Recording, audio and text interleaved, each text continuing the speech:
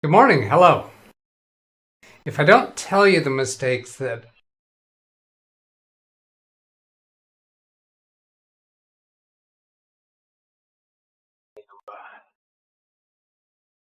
hang on. Why am I getting... Oh, is somebody in Zoom got your YouTube on? Yeah, that's it. So maybe that wasn't going over the YouTube video anyway. Let's see. I'm going to mute Darren. And did that do it? No, it didn't. I mute me? No. What is going on? Tell me in chat, are you hearing echo?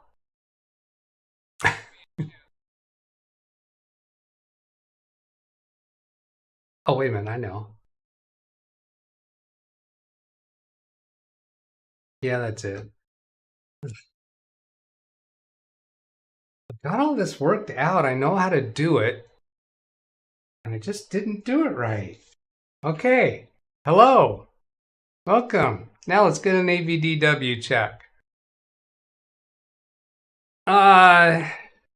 Dennis says the music died somewhere in the middle of the intro. Yeah, I was hearing double music. I totally flubbed that up. I thought I had it all nailed. Okay, that was fun. Not. I've said hello to people in chat already. I've got a couple people in Zoom.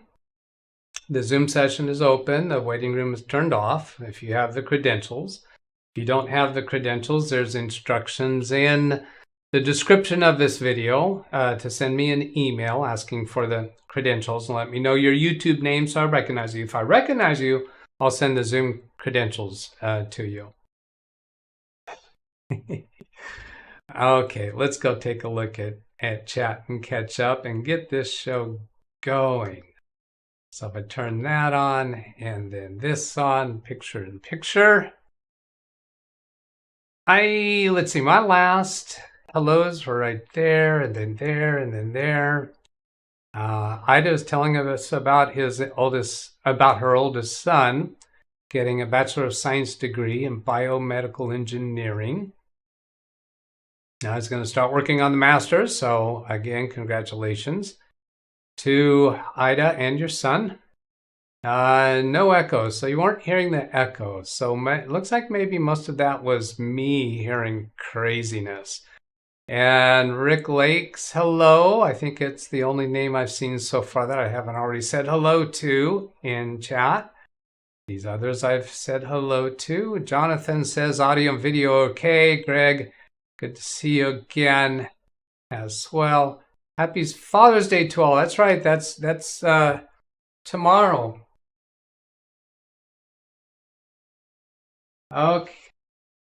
Okay, Alex, I did hear you. You're saying I have no audio in Zoom. How about now? Do you hear me, Alex?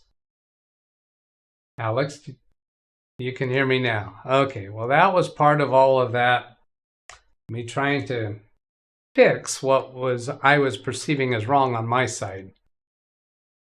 Now Zoom should be able to hear me.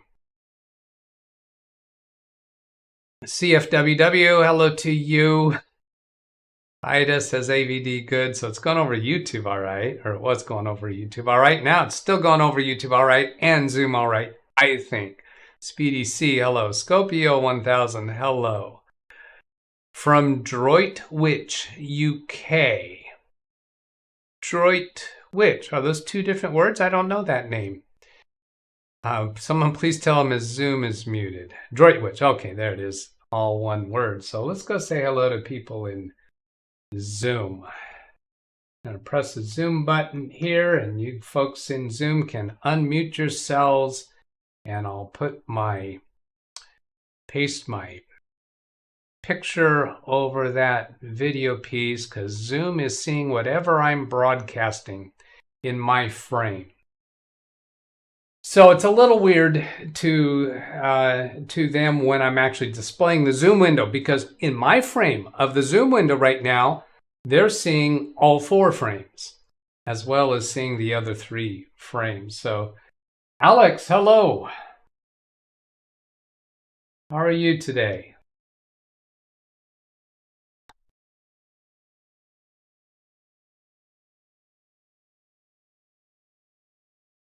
And you see me shaking my head no. Because after I put that in my description, I realized that that was wrong.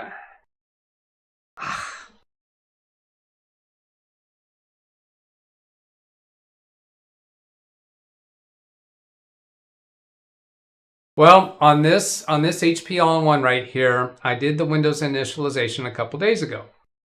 And I was surprised. I had decided I was going to plug in Ethernet and see how that process goes. So I plugged in Ethernet, went through the initialization.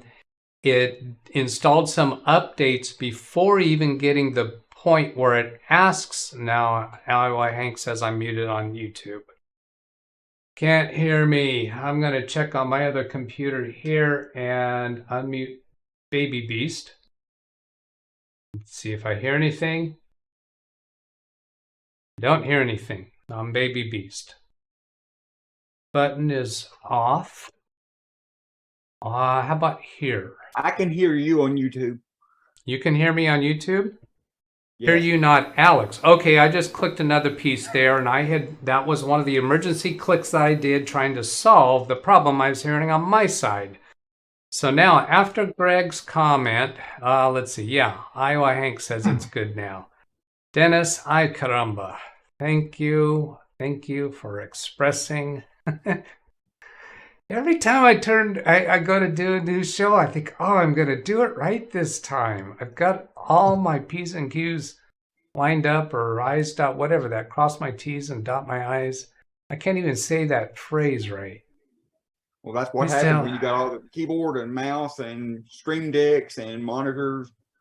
Yeah. I can take simple things and make them complicated. If I were to do this more simply, I would not be having these issues. Good now. Hi, Caramba. Alex is good now. Hi, Bendito. Yes. Okay, so back to my story. Well, I guess YouTube didn't hear much of my story, or they don't even know, maybe they didn't hear you ask the question, Alex. You asked the question about my comment in the description of this video, which I'll go display that comment just to further embarrass myself, because that's a thing I do. Coming down here, let's see, where is it? Oh, I have a new method for initializing Windows 11 without a Microsoft account. Yeah, I don't think so. On this computer, I connected Ethernet, turned the computer on. It went through some updates that I figured to be updates of the initialization process.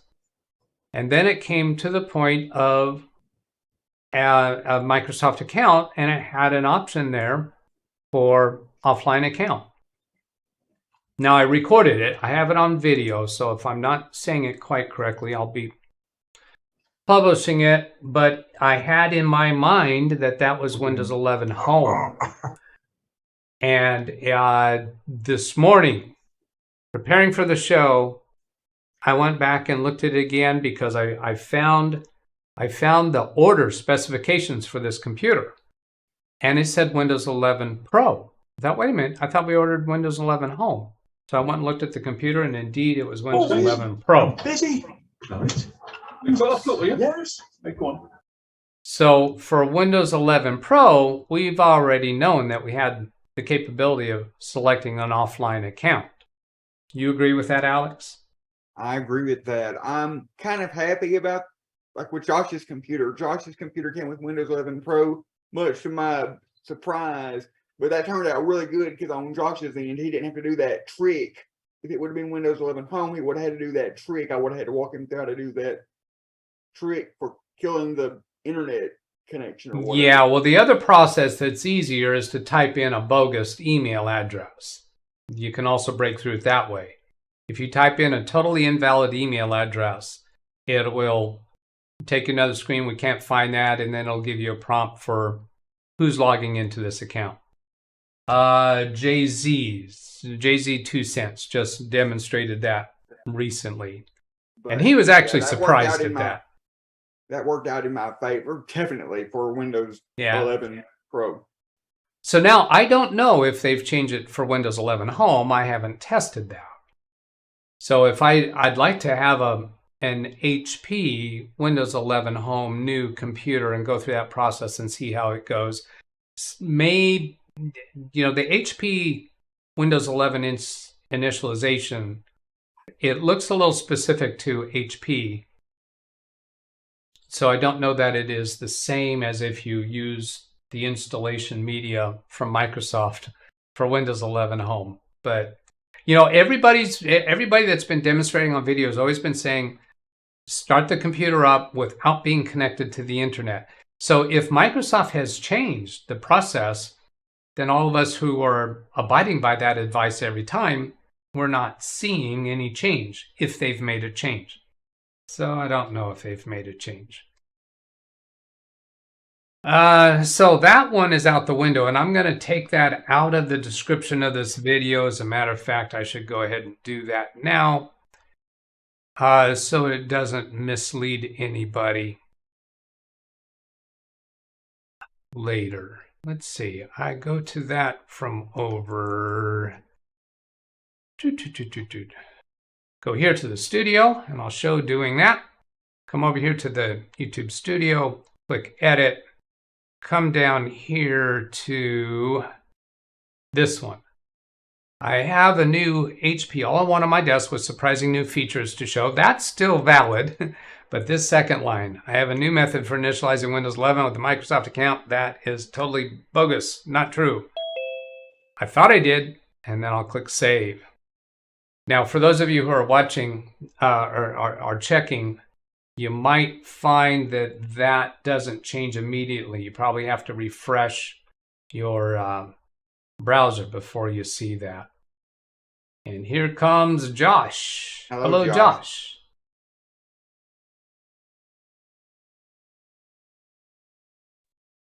Hi, everybody. Yeah. All right. I'm going to go back and check in with chat again. Hello and hi. Hello and thanks. Dennis, bad news. Builds of Windows 11 Pro will require a Microsoft account also, unless you perform bypass. Kind of like to know where you heard that from, Dennis. Yeah, that's kind of been going around the internet quite a lot lately. Has it? All right. I haven't really looked into it though, but it has been going. I'm really concerned about things going around the internet because I recently, one of my brothers sent something through about Elon Musk announcing a cell phone, a Tesla cell phone.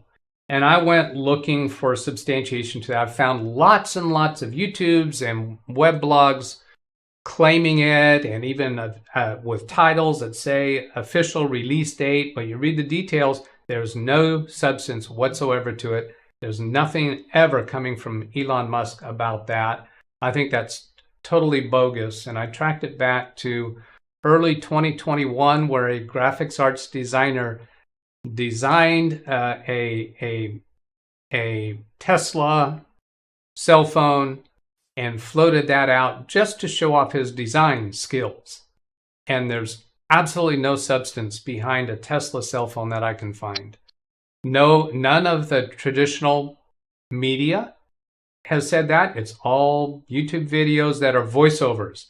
You know, where they take these videos where they splice in cuts from different media footage and they have a voiceover, the same voice the whole time, claiming Elon announced this or that, but never actually giving that video or citing any reference whatsoever.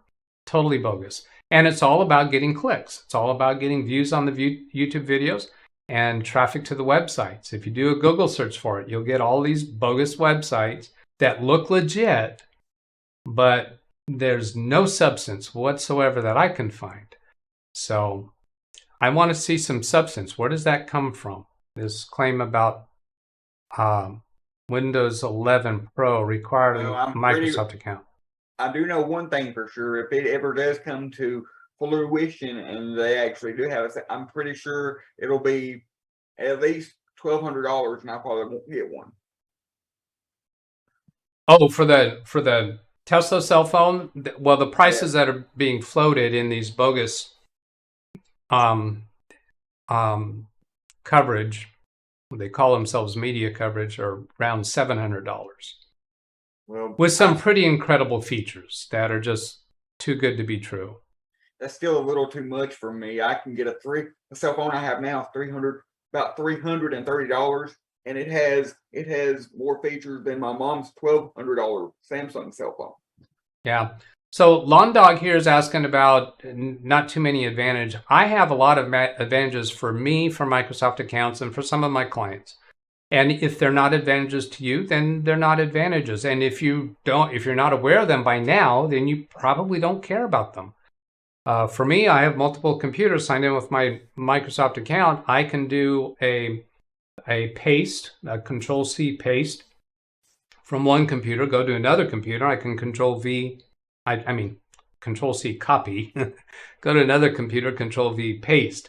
I've got I have OneDrive on all the computers, so I can get any of my content that way. I have a Microsoft 365 home license, which is for $99 a year. I can share that with 5 other people, and I have shared it with family members, and I can install it on multiple different of my computers. So there's lots of advantages to me. I can go to my client's computer, log into my Microsoft account online and get my email, get my documents, get my OneNote files. I get a lot of benefit from it for me, for what I do. Do those 5 other people also get 5 Office installs as well? Yes, they do. And they all get 1 terabyte of OneDrive space. Their own OneDrive space. We don't get to see each other's documents. We all log in with our own Microsoft account, and I share my Microsoft 365 license with up to 5 other people. I knew they got 1 terabyte of OneDrive, but I was wondering, do they get their own set of licenses for the installs too? Oh, I'm sorry. Wait a minute. I said that wrong. No, they cannot share it with 5 other people. No, only the person who's paying the subscription can share it with 5 other people. But those 5 other people can install their license on multiple devices of theirs. So that's what I mean. So Yeah. But the only advantage I have for a Microsoft account is when I'm working on a computer, getting ready to give it away, depending on what I'm doing with it, and I want to transfer my favorite in between computers, so I don't have to type everything in. That's about the only advantage.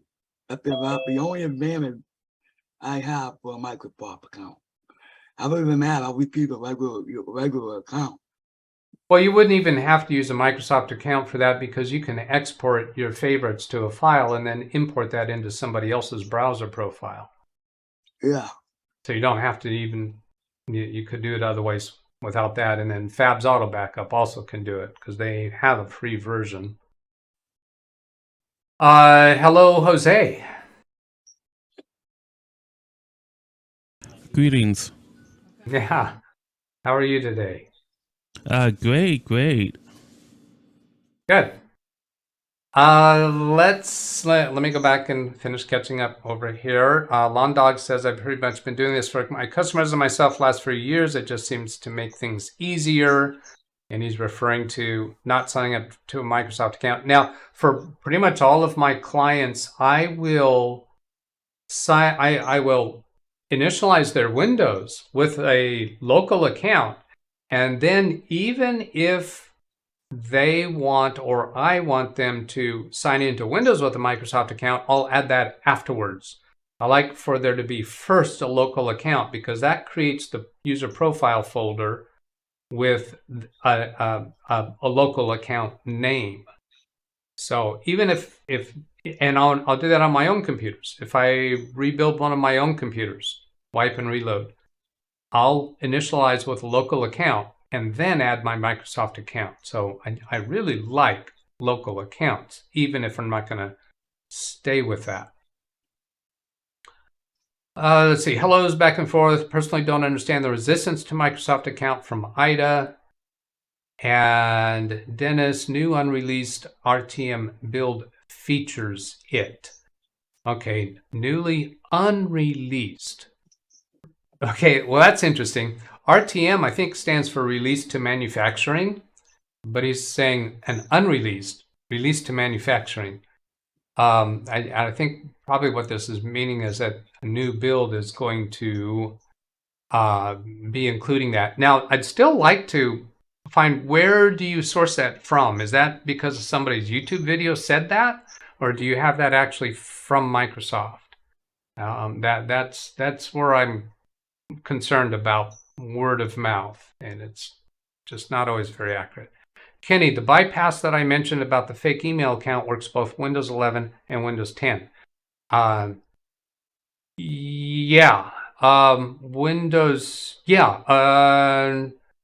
Windows 10, if you do the initialization without being connected to the internet, Windows 10 is pretty easy to get to a local account, I think.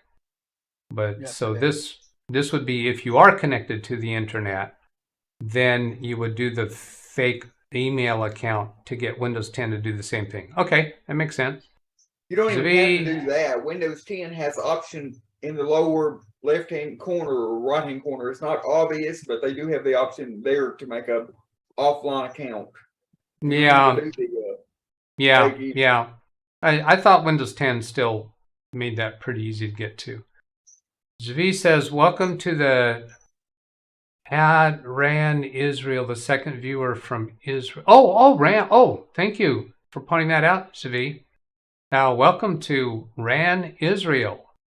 Happy to have somebody else here from Israel. Zvi, is that an acquaintance of yours, or do you just recognize because you've conversed in chat? And then here's Let's see. Okay, so Iowa Hank to Ida. If you don't mind being tracked, go for one. Personally, I don't want to be followed on the end. I'm not bothered with being followed at all. I absolutely don't mind it at all. I just don't think there's anybody sitting out there at a desk watching what Doug does. I don't either. The way I see it is people complain about Facebook and people complain about Twitter. People complain about all these sites, but guess how much money they're paying for all these different sites?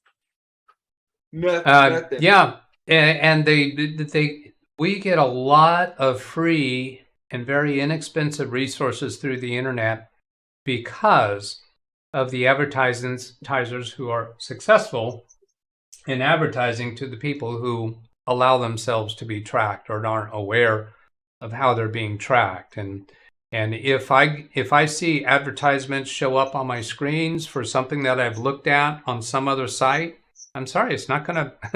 I know you want me to be upset about that, but I'm not. Yeah, YouTube could be a whole lot worse. YouTube could make everybody pay to watch, or they could make it free to watch, but make everybody pay to upload a video or do something like that, and then everybody would be in a crazy mess because. Were you done there?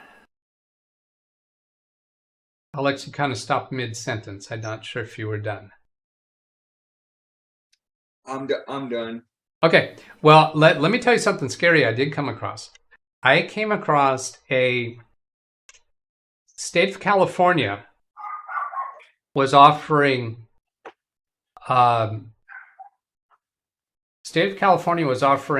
business loans related to COVID to businesses. And I read the fine print. They were using two other organizations to accomplish these, one for the funding and one for the actual bank drafts. I read the license agreements of those other two. And anyone who accepted that, because of the licensing and the privacy policies that were published, they were allowing one of those third-party vendors to access all the transactions in their checking account, access the information in their bank account to know what money they're spending, where, and how, and that information would be used for advertising. That was actually written into the licenses.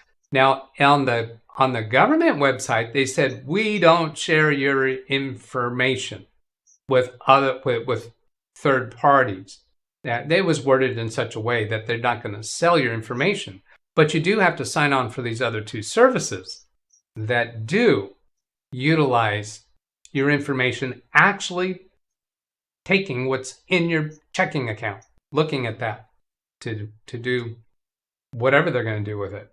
Now, one of the thoughts that occurred to me, well, actually not a thought. I went and checked with one of these other sites to see what do they market for other, what do they sell to other businesses?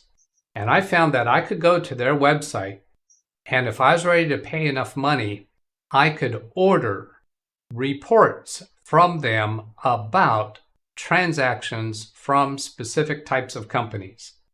Now, if you were to get a closer relationship with them, could you actually pay a fee to get a full report of a specific business's business checking account? It was written in a way that it would be allowed. Very scary. To say, probably you could. Yeah, very, very, very scary stuff. So, we maybe need to start being careful about when you're signing up for some service. Look at the sub vendors that they use, because you have to drill down to read those privacy agreements and whatever's in their content. I almost made a video about it, but it was just so complicated that I didn't wind up doing it. Tom K, thank you for the $2 super chat. Ida, not paranoid nor being tracked. Afraid Microsoft seems like a huge company to be after me. Yeah, we're just too small for them to be interested, frankly. Let me catch up here and then come back to you. They mine your data. They mine insurance company websites. You know what? You go into a grocery store, the grocery clerk at the counter, they see everything you buy. What are they going to do with that information? Lawn Dog, you might have misread my question. What is the advantage of having a local account? Oh, I've kind of stopped doing that anymore. I just don't see many advantages of going through the steps to create a local account. Oh, yeah, I did misunderstand, Lawn Dog. Yeah, for me, the only thing is that when I connect remotely to a computer, it goes a little easier if there is a local user profile under the user section. I might have to think a little bit to come up with some other reasons for that. Parker Morris, hello to you. Lawn Dog, okay, Doug, thank you for going over that. Maybe I'll follow your footsteps. It certainly doesn't hurt to have a local account. You never know, it can come in handy in certain instances. Yeah, and I think possibly if something gets corrupted about your Microsoft account, it may be useful to have that local account underlying it. Dennis is an insider previewer. He has an ISO. Oh, okay. That's okay. So he's seen it personally firsthand that Windows 11 Pro requires a Microsoft account. Now, that's not actually released to the public yet, so still could change. Dennis says, going to install my ISO to a virtual machine. Okay. Hello, Mike. Ran Israel. Good evening, Doug. Thank you, Zvi Manor, for the warm welcome. And you are welcome around here. I hope to see you come back regularly. Kenny Whidden, by doing the bypass with Windows 10 11 also helps get the updates faster. I know about how to create a local account with 10. Helps to get updates faster if you have a local account. Okay, I don't know that I've heard that before. Mike says he's not feeling well. I'll hope you feel better soon. Boss, strangely, Google is in the business of collecting or tracking, but people seem to be okay with that, but have an issue with creating a simple Microsoft account with fake details. Good point. A good point. And if you have an iPhone, I mean, you have to have it for a long time. That's always been required to have an Apple account. Apple used to require you to. A long time ago, they used to require you to put in your credit card in order to make an Apple ID, and they don't now. Oh, yeah. Yeah, I think I recall that. Lawn Dog, Tesla phone seems to confirm that Elon is down this pathway. Okay, so let's go take a look and see if there's I see any substance to this. What you need to know about Elon Musk. Okay, how Elon Musk will change. Earlier this week, unveiled his new phone to the public. Find that. Where to the public. Find him on camera unveiling it to the public. The hype was palpable. The hype is mainly because the phone is made once iconic entrepreneurs. Musk's new device talking about it. Musk plans. Why Musk's new phone will change. If you're a stranger, Musk has been at the forefront. Nothing here directly quoting a source. This is just what third-hand person would, this is hearsay. 2 phones on the battery design life, 2 days before recharging, heard that, what you get in the box, few variants, cost, pre-order today, $200 for the cheapest model with a poor quality camera, perfect option, next tier up. Most expensive premium starts at $500. Price of the phone. In an interview with Wired. Okay, where's that interview? Give me a link to it. I doubt that you're going to find it. However, the other ways to get your hands, competition in this space, there's no actual reference here. Conclusion. Change the phone industry. Okay. And no comments. Comments are turned off for this. This is from a website called medium.com. So, sorry, no substance here. This is just jibber jabber. And that was Lawn Dog with that link. Okay, now maybe it comes up with something else. Eileen Novak, not okay at all. That's probably about tracking. You don't want to be tracked. Don't get on the net. This is from Elon Musk's site on YouTube, and there's another posting under his name. Let's go look at that. This is Elon Musk Zone. This is a YouTube site, a YouTube channel called Elon Musk Zone. Is that actually him?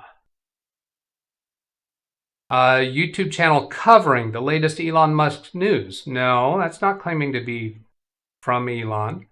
We also make the message of Elon Musk more accessible. Okay, so no. Let's get back to that video. Let's see. Was there actually a video there? Hit that link again. Now, I'd love to be corrected, but game changer. Just as no, this is voiceover. This is voiceover. Is there anything actually with Elon Musk standing on a stage speaking? I've seen lots of these voiceovers. This is showing stock footage of him. Who knows? With a voiceover, not Elon. Okay, this is clickbait. That's not Elon Musk. And this is December 1st, 2021. No, still not legit. Sounds to me like it's real. That's what they're making money off of, is making it sound like it's real. It's not. And so far, I haven't seen any substance that is real. Let me go fix the Zoom. Clickbait on the net? Say it isn't so. Yeah. Inconceivable. That's you gotta right. give me that word. Inconceivable. There you go. There you go. Gotta have that quote from Jim. While you're on the subject of Microsoft accounts, I have a question, if I may. So, Ran Israel. Let's see. Yeah, Ran, I don't think you've asked the question yet, so go ahead and ask the question. I'll get caught up. Hi, Jim. Sorry, can't get virtual machine to work from Dennis. He was going to try to demonstrate that issue. What I was trying to say was the updates to some drivers are faster when you do the bypass if you're connected to the internet when installing Windows. Okay, thank you for explaining. Eileen, good logic, bogus article. Catherine Anna Hauseman, hello to you. Hellos, congratulations, hellos. Parker, Doug did see that New York passed the first right to bill repair in the bill. Yes, I did hear about that. And it's my understanding that in the details of it, it's just not really what what we really would want, or the implementation of the manufacturers for that bill aren't doing it well enough. But it's a good step. It's a good step, and that's largely from the work of. How come every time I try to remember his name, the guy that's really been pushing the right to repair bill? Louis Rossmann. Yeah, thank you, Louis Rossmann. I hate that I don't pull up names quicker than that. It makes it look like I don't really know their work that well, and I do. Zavi Turan asks, yes. Lawn Dog, okay, Doug, let's not get hung up on Elon Musk. There's an odd thing I thought of, and that it takes a lot of effort to ramp up production to create a cell phone on large scale. Who's going to do the manufacturing? I haven't heard anything about that. Most manufacturing facilities are tied with contracts already for the near future. Yeah, it can take a long time. If I were to put money on it, I would bet that it's not even in the works. I think it was, I did find a January 2021 article of the person who's been giving credit for designing the phone, that he did the design to demonstrate his design skills, not under contract from Elon Musk. Speak the truth about privacy, being on track on the net. Eileen, right to repair, keeps trying. Yes, I very much want that to happen. Yes, Lewis Rossman, of course. Lawn Dog, these laws for right to repair haven't worked out in our favor too much over the years. I always remember what the Indians say, white man speaks with forked tongue, so don't get your hopes up. Yeah, and to the politicians to get something through, they make compromises, and by the time whatever they put through is watered down so much that it's not what we want. So here's Rand's question. I came across a computer with a local account linked to an MS account. The user logged on with using a local account, but there was an MS account linked to it. Yes, I have. If you install Microsoft 365 and it gives you a prompt asking if you want to log in to all Microsoft apps everywhere on your computer, and you answer yes to that, it will actually convert your computer to log in with a Microsoft account. Yet when you get your username prompt, it still shows your local username and uses your local password. But when you go look at the sign in, let's see. I guess I can show that over here. I think I got this one on screen. Yeah. So this is that HP computer behind me. And when I click on the Windows button and type sign in, see, how do they do it with Windows 11? Sign in options. And look at right up here, user local account. It'll actually show the email address, even though you're not having to put in the Microsoft account password or even PIN number. You're still using your local account password when you sign into the computer. And that I showed that on a previous Saturday. Was it last Saturday even? On that laptop. That's exactly what was happening, and I was describing that. That was strange to me, confusing. So is that what Ran is referring to here? I came across a computer with a local account linked to an MS account. Ran, was that a Windows 11 computer? And what is actually your question? That's a statement here. You said that you had a question. Maybe you're just questioning how that could happen. And I think I saw that that's a Windows 11 thing.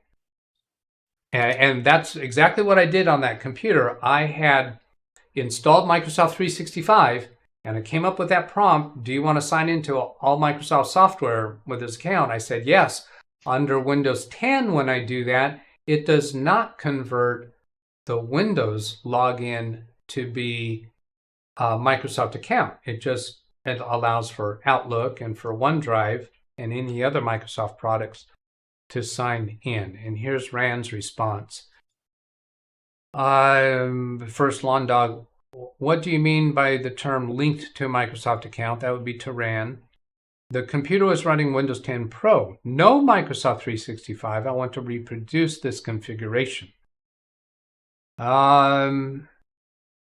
Okay, came across a computer with a local account linked to a Microsoft account. Well, that would tell me that the computer was, the Windows was initialized with local account, or a local account was created as an additional account on the computer. Then somebody signed into that account and then linked it to the Microsoft account. And that would be, let's see. I'm going to go see if I can demonstrate this on Big Beast. I'm not sure because I'm not even sure how I have it set up right now.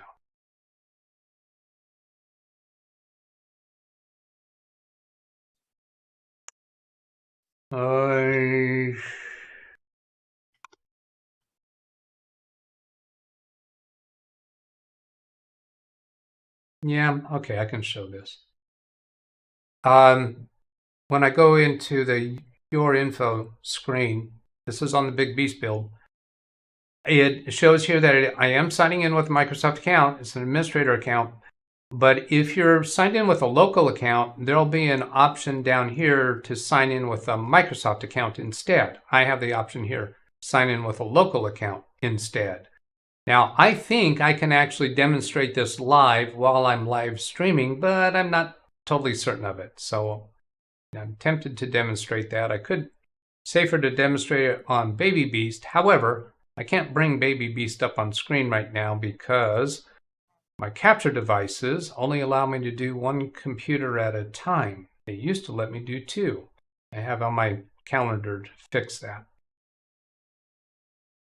Then ran, the computer was running Windows 10 Pro, no Microsoft 365. I want to reproduce. The original account was indeed a local account. Now, so ran, you can click that option that I just showed. You can click that option to sign in with a local account instead. And you can switch back and forth all day long.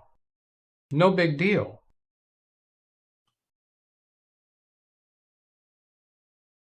It wants to reproduce the configuration. So the way to reproduce it is on another computer that has only a local account.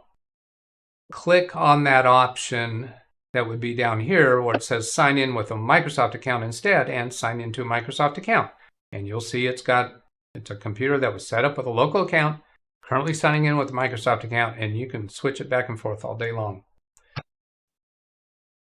All right, caught up. Does anybody in Zoom have any subjects to bring up? Oh, Catherine's in Zoom. Hello, let me say hello to Catherine first. Hello, Catherine.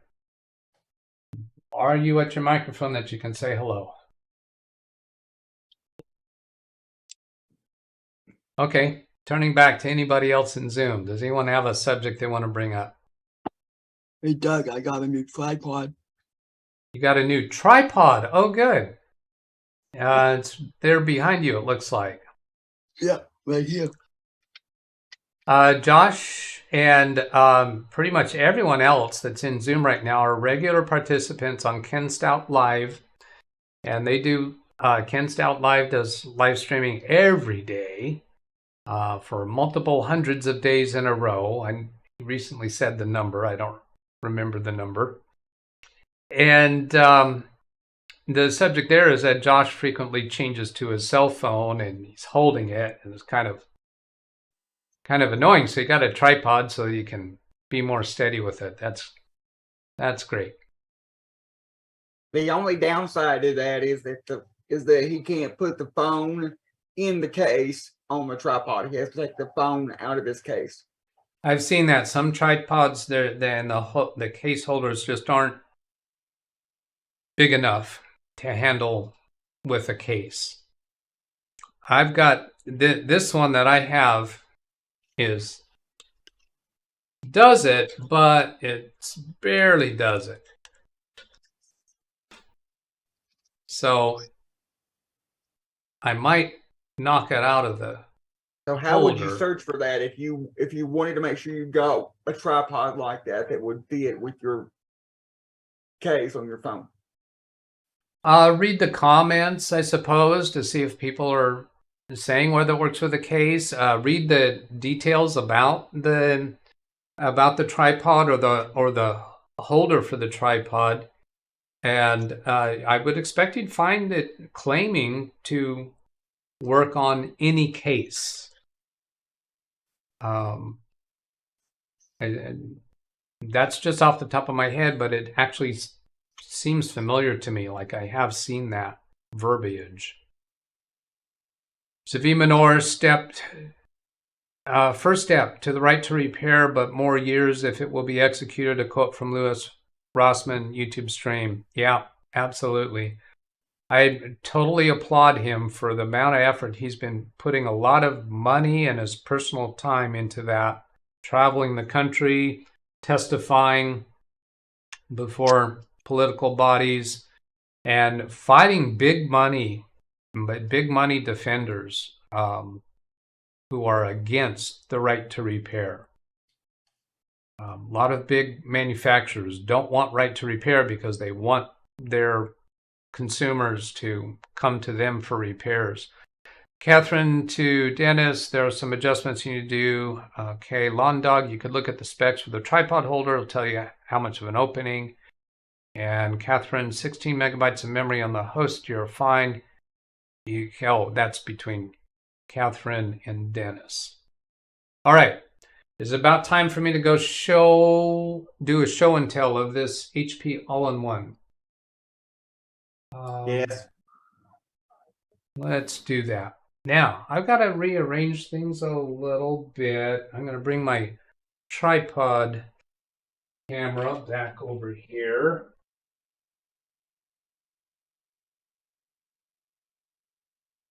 I have another, while you're setting that up, I have another case for a local account,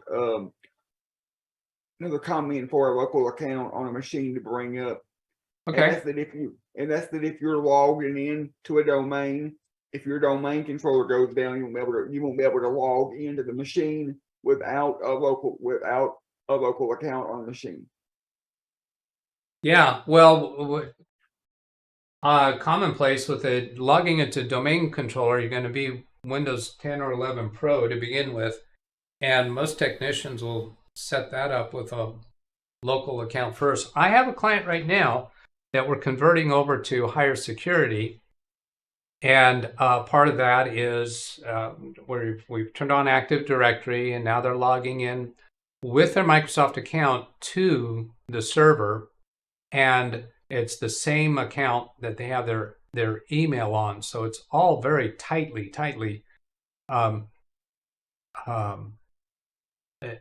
coordinated. And if they do log into the local computer with a local account, they won't get any of the company data because all the company data is stored on the server, and their user profile is stored on the server. Their My Documents, their desktop icons, their pictures, all of the traditional user profile content is stored on the server. There is a copy of it on the local computer, but if you're not signed in to the local computer with that Microsoft account, you won't be able to access that content. So if you log into the local computer with a different local user account, it will not be able to access that data. It's all security requirements to comply with. Oh, it's a financial firm. There's a new body of legislation that regulates that industry. It's pension accounts they work with. My college just switched over to that. Now everybody just has one email address and one password that they're able to sign in with everything. The computers on campus, their online courses, the email, it's all using the same account. All right. Okay, so let me turn my attention to this HP computer. I've got the tripod camera, and I've got this keyboard camera. This is the keyboard camera right here when I switch to it. So it gives me some ways to show this off. I'm going to start with shutting the computer down, and I want to show some things about it physically. And I also should reposition my microphone if I'm going to be facing that way. Yes. Which means I'm going to walk around the back side of my desk. What's up, Jim?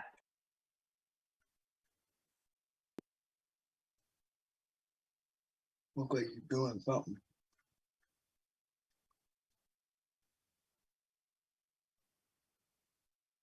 I have recorded some videos of setting this computer up, and it got kind of complicated, so it might take a little while before I get those edited and out.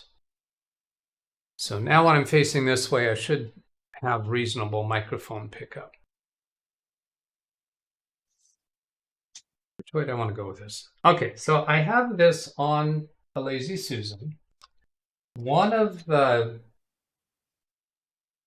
criticisms of all-in-one computers is what it takes to upgrade them. and open them up to do upgrades.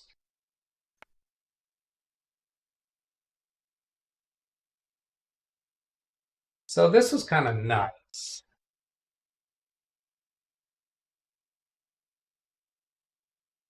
Here's the back of the computer. If you want to upgrade memory or upgrade NVMe drive, here's what it takes. Boom, you're there. No screws, no tools. This is a magnetic panel with a little bit of a snap in, and here it comes out. Here's the RAM, two 16 gigabytes, so we got 32 gigabytes of RAM. And over here is two NVMe slots. They each have a 1 terabyte NVMe. Let's see if I can adjust this camera a bit. What's the box with the DVI to HDMI adapter plugged into it, Doug? That's a StarTech capture device. That's what I use to get the image onto the live stream. I've already shown this screen a couple times. So there's a screw for each of these heat sinks for the NVMe drives. Let me show that better. I can be about. I don't know if you're going to. I didn't understand that, Josh. I can be about to be a lot easier. I may be bigger, but I could see it a lot easier. Oh, okay. Oh, you pinned my frame. Yeah. So there's the two NVMe covers. You can see them well. All right, and then on the back here we've got all our ports, and I can even focus that better. I've got the camera controls on manual because it bugs me when they keep trying to refocus. There's a manual focus. So these USB ports, high-speed ports, and then two Type-C ports. And here's an audio jack, HDMI, obviously. Well, actually, not all. I'm not sure that all-in-one computers have an HDMI out port. And then there's, of course, Ethernet. And it takes a standard power cord, not a power brick, which is, it was really good news. And I didn't realize this computer has this. This client's current computer has a power brick. And the connector, if it gets jostled at all, any of the wires back there get jostled, the computer just dies, goes off. And when I wiggle that connector into the back of her current all-in-one computer, I can hear an electrical snap. We already tried replacing the power brick and the cable. So the problem is the jack in the computer. I told my client that I could replace that, but I wasn't sure how much it was going to cost and how difficult it was going to be. She's had that computer for a few years. It's much larger than this one. It has a curved screen. And she said, no, let's just get a new computer. This is a $2,500 computer. So nice, right? Then let's go look at some other features here. Go back to the tripod. Here's raising the computer up and down, just that easily. This is the USB cable for the webcam that's on top. I'll turn the computer back around and show that some more. That's the reason why it's so convenient to upgrade everything in that computer, because it's a $2,000 computer. Yeah, perhaps. Hey, Doug? Yes. It's Gary. Can I have the number of your client?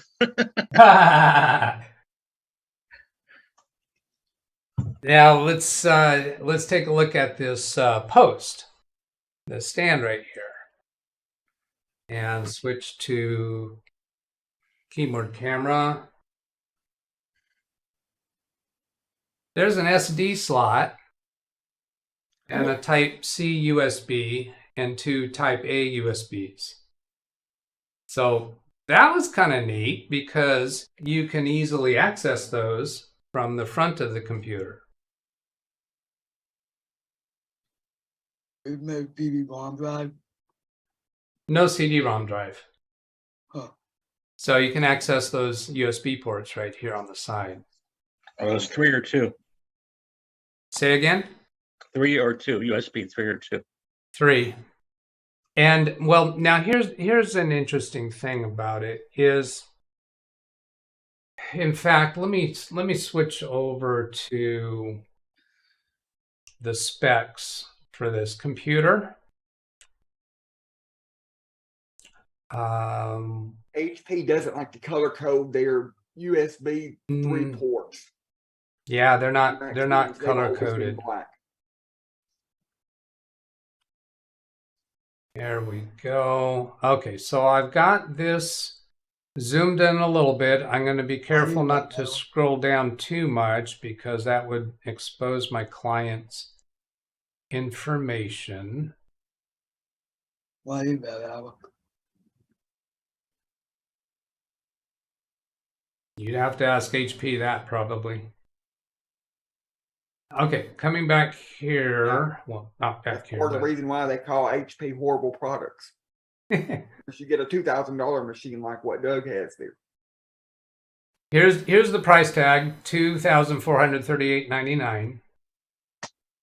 Here's the product number, and it's HP. Oh well, these are all the elements that are included in the computer. HP 16 megapixels USB dual mic IR webcam. So that's the webcam. 34-inch diagonal screen with 5120 by 2160 resolution. 3-sided micro edge anti-reflection. That's probably more about the screen. Mm-hmm. NVIDIA GTX 1650 4GB for the dedicated graphics. There's a 1 terabyte NVMe M.2.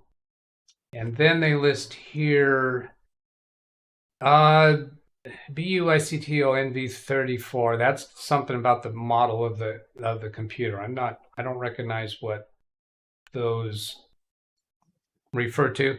But here's another 1 terabyte NVMe. And by the way, this client has no need or use for that much storage.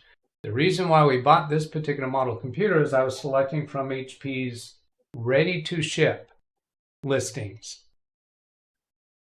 And the big screen. They don't have a big screen the way that my client's current computer is. This was the largest that they had and the only configuration that they had ready to ship. Even at that, it took a couple months to get it. And it was delayed. We got a notice saying that your product has been fully shipped. And then about 3 weeks later, we got an email saying that it was delayed. And then another 3 weeks before we actually got it. Black wireless keyboard and mouse combo. I really like the feel of it. And interesting here, there's no USB transceiver.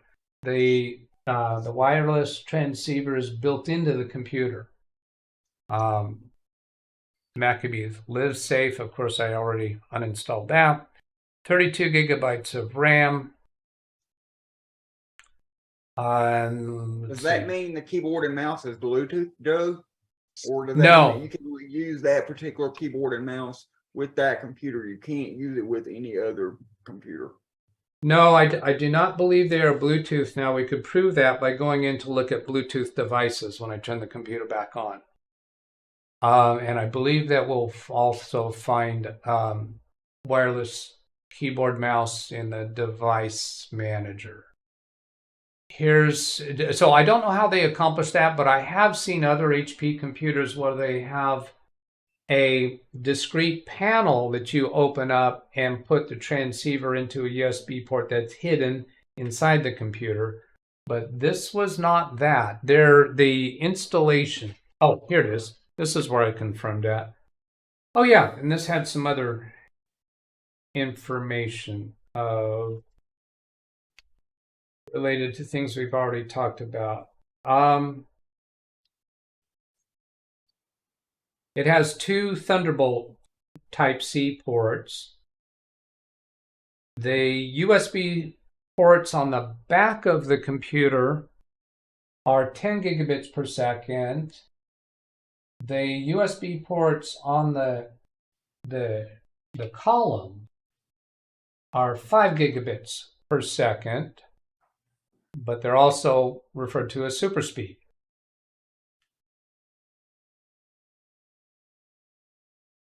And there's also a Type-C 5 gigabits per second port. So these ports, although they're not labeled differently, they do perform differently.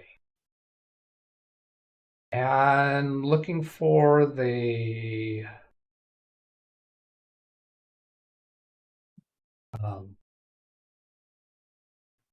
keyboard where it makes mention of that, because I think it confirms there that it's a wireless keyboard. Oh, here we go. I'm reading from a paragraph here. Don't try to read it as I'm holding it up, but I'm just showing where that paragraph is. Right there, that paragraph. The USB receiver for the wireless keyboard and mouse is installed as an internal component inside the computer. For setup instructions, see the documentation included with the keyboard and mouse. And of course, all I did was turn them on and they worked. Can I ask why you didn't just get like an Intel NUC like we got Josh and just mount it to the back of the monitor? I'm going to answer that from you. Want name brand computers for customers. Yes, there you go. That's fair. And that's why you could list 3 dozen other computers. Why didn't I buy this one? Why didn't I buy that one? Well, the NUC is going to be for saving money, right? Why did you buy the NUC instead of this one? You could have bought this one. Because Josh didn't have $2,000. He only had Yes. 500. Yes. My client has the money. This is a really nice computer. If I told her that her new computer is a NUC, this is a person who barely understands what shut down a computer means. So, yeah, no, not going that road for business clients who can afford traditional standard equipment. And at least in my book, the other thing is they can call for maintenance for somebody besides Doug. Not to insult Doug, but yeah. Right. Having standard horizontal product major name devices is very, very appropriate and preferred in the business environment if you're not trying to pinch every penny out of productivity. Okay, where was I at? I guess I think I finished what I was talking about at the time. Yeah, I found the information about the USB ports and the wireless keyboard and mouse. Let's go show off the webcam. This is kind of fun. I'm on the tripod, and there's the webcam up at top. Okay, so what does it take to remove the webcam from the computer? Boom. It's magnetic. Here's a closer view of it. It swivels, and there are several points on the computer where it can be placed. It turns up and down. It can be placed on the sides. It can be placed on the bottom. Now, does anyone really want this or care about that? Probably not. But it's kind of a slick, flashy thing, show off thing. When I looked at this, there's this slider on the top. Some of you are going to guess immediately what that was. My first guess was wrong. I was giving it Cover too up the much. camera lens. Yeah, that's what it is, to cover the lens. My first guess, and you're going to laugh at me for it, or you should laugh at me for it, is I thought, is that a zoom? A physical zoom? So here I can slide this forward and you actually see the privacy shutter come down. Also, when I first placed it on top of the computer, the base was turned that way. And that was kind of weird because that doesn't sit very well. It doesn't really, it tries to turn sideways. And that's when I realized, oh, it just swivels on there. So that's kind of a fun feature. That's another one of them things I'm not that concerned about, Doug. Talking about what we was talking about earlier. Yeah. Having a privacy thing on the webcam, I'm just not that concerned about. Yeah, I'm not either. I've come across people, as many of you have, I've come across people who are very concerned about that, and they'll put tape over it or put a heavy piece of paper over it, over the lens, something like that. I'm going to go catch up a little bit in chat, and then there's more unique features to this computer. Scrolling up, I'm going to start looking for the orange comments. Here's my last highlighted comment. So kind of scanning through those. Parker, Doug, what do you like to see in the right to repair legislation? I want to see that a end user of the product or a technician can order replacement parts from the manufacturer. And at a reasonable price. At a reasonable price, and download free documentation, technical service manuals. So those two items stand out right at the top without having to jump through a lot of hoops. Don't want to have to prove that I own it. I don't want to have to provide a serial number. I want to be able to order the parts and download the documentation. By the way, Doug, the audio on this podcast is excellent. No issues hearing anyone and yourself. Thank you for mentioning that, Lawn Dog, because I don't check often enough. And I even sometimes I lose my headset and the sound starts coming out of the speakers, and that doesn't come over very well on the YouTube video, and I don't realize that. I'm kind of looking for my orange, and I caught that one from Lawn Dog when he mentions my name, but please hit me in orange if you want to be sure I see your comment. Catherine, yes, this is the newest model. Many people have older models, harder to open. Right. I have a few upstairs. Scrolling. Zavi, you did not mention the model of the computer. Yeah, let me give you some more. I'll give you the model of the computer, the serial number, and that other ID. To do that, I'm gonna switch to the other screen here, and I'll grab that. Yeah, I'm gonna open my Microsoft OneNote where I have all those records,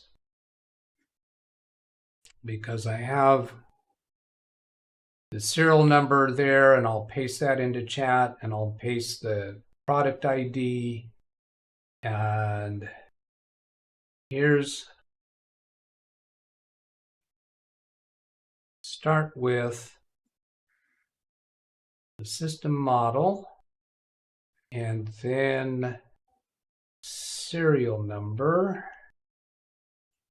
and here's the product number. So I copied each of those into my clipboard buffer, and then going back to the chat window, bring that up on screen. So I go to put in a new chat line here, and Windows key V. So here's the model of the computer, and then serial number, and Windows key V. Here's the serial number, and then what do they call that? Model product ID. I think is what this is called. product is that one. So there, for those of you who want to go look that up on HP's website. Now, it was surprising to me when I go look for drivers there. There are no drivers for it on HP's website, which makes me think that they're all included with Windows operating systems. In this case, Windows 11. Let's see, that was where Zavi was asking for the model of the computer. Also, Doug, for a business computer, being in business and office environment, having standard power plugs, definitely way to go. These power breaks often goofy with cord length. Yeah, I really like standard power plugs. I did not realize this computer had that, so that was a bonus.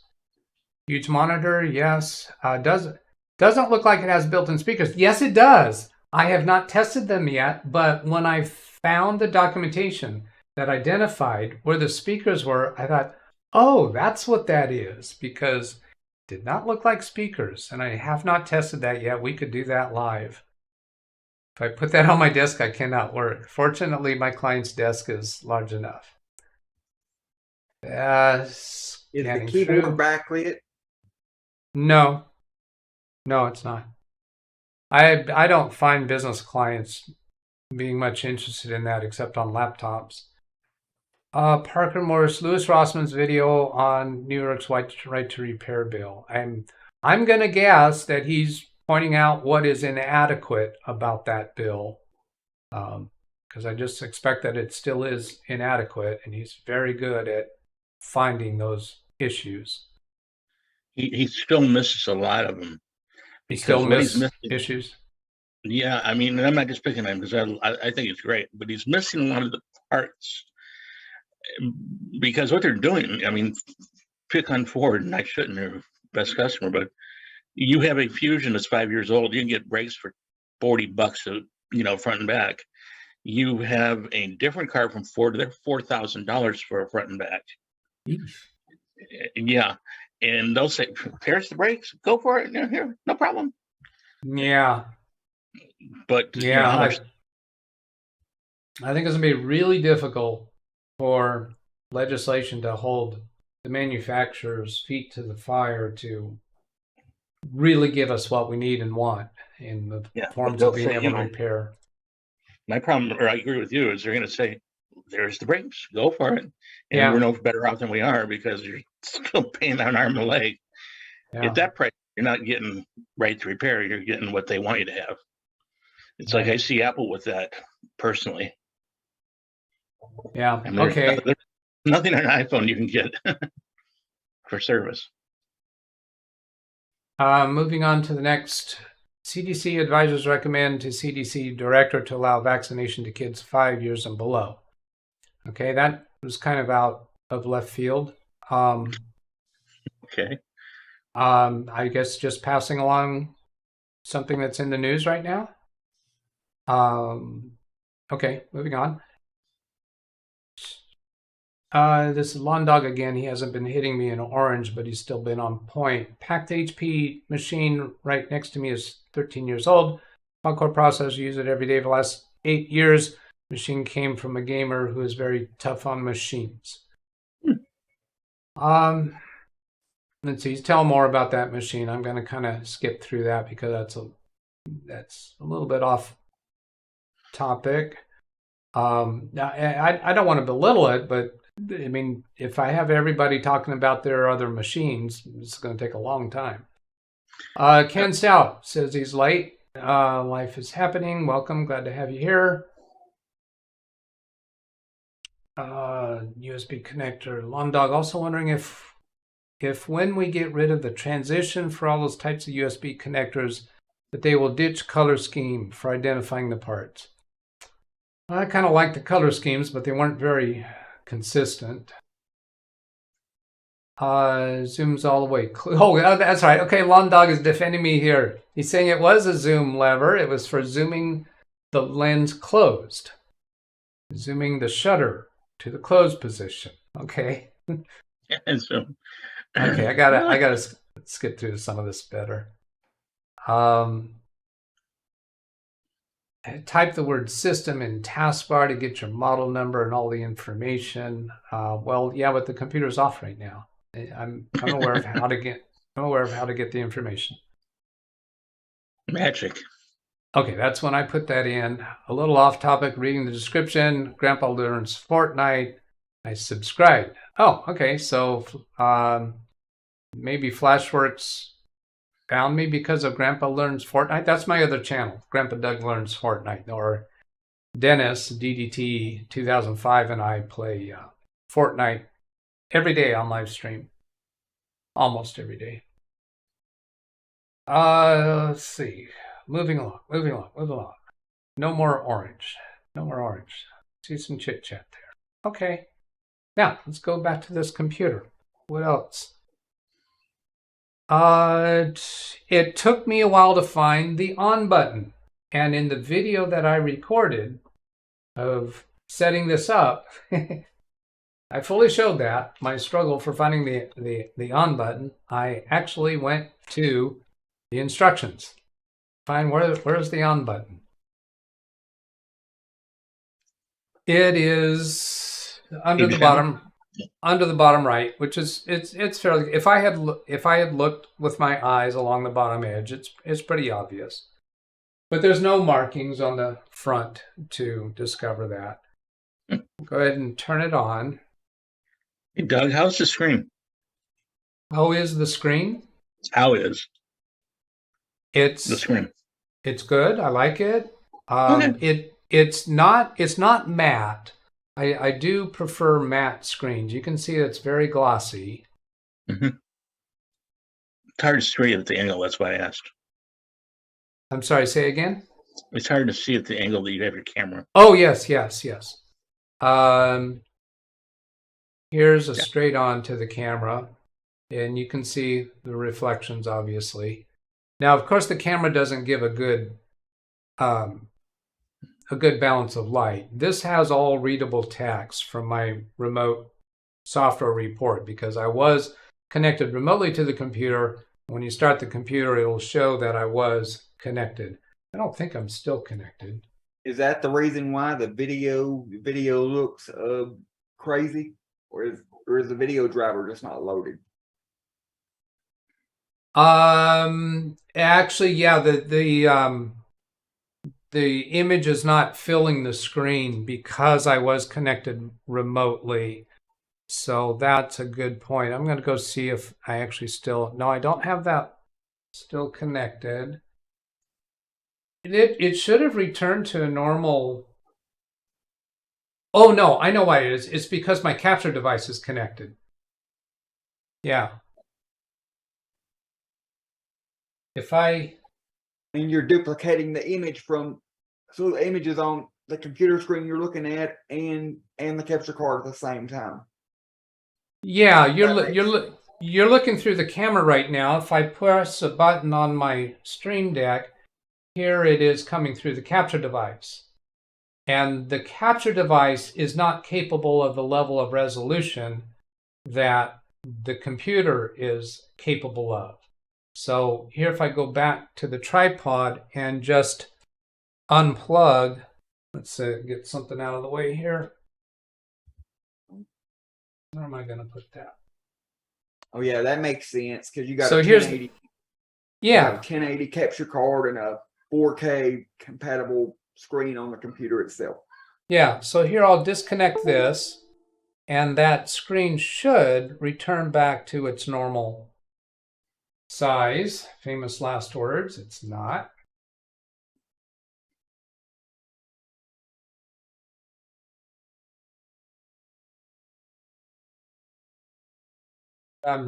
I could have gone in to change the display settings, but I've chosen to restart it because I'm thinking that if I were to shut it down with the capture device connected and take it to my client's office, when I start it up at my client's home office, I would expect it to come up in proper resolution without having to manually change it.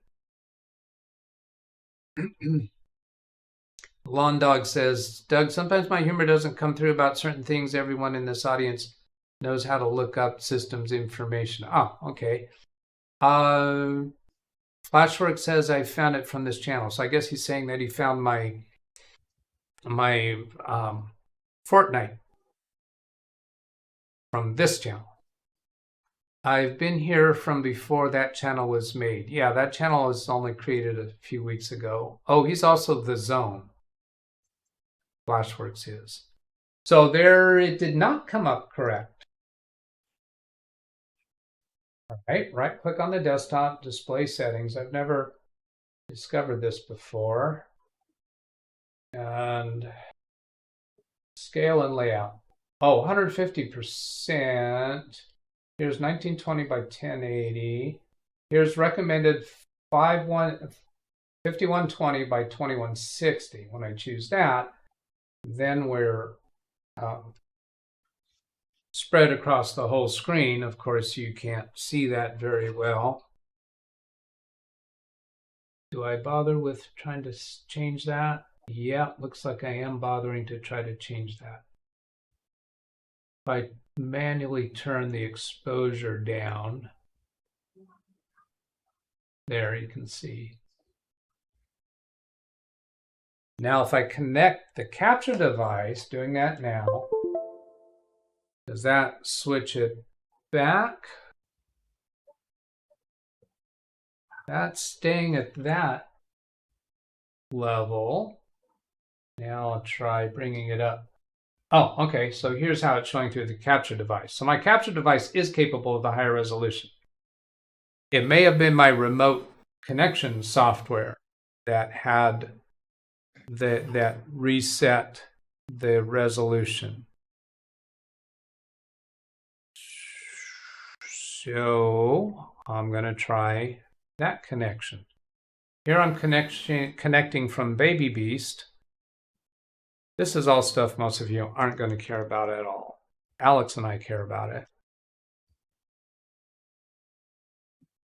So Baby Beast is trying to connect remote right now.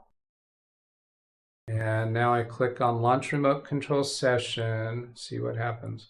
No, it's still showing the wide resolution.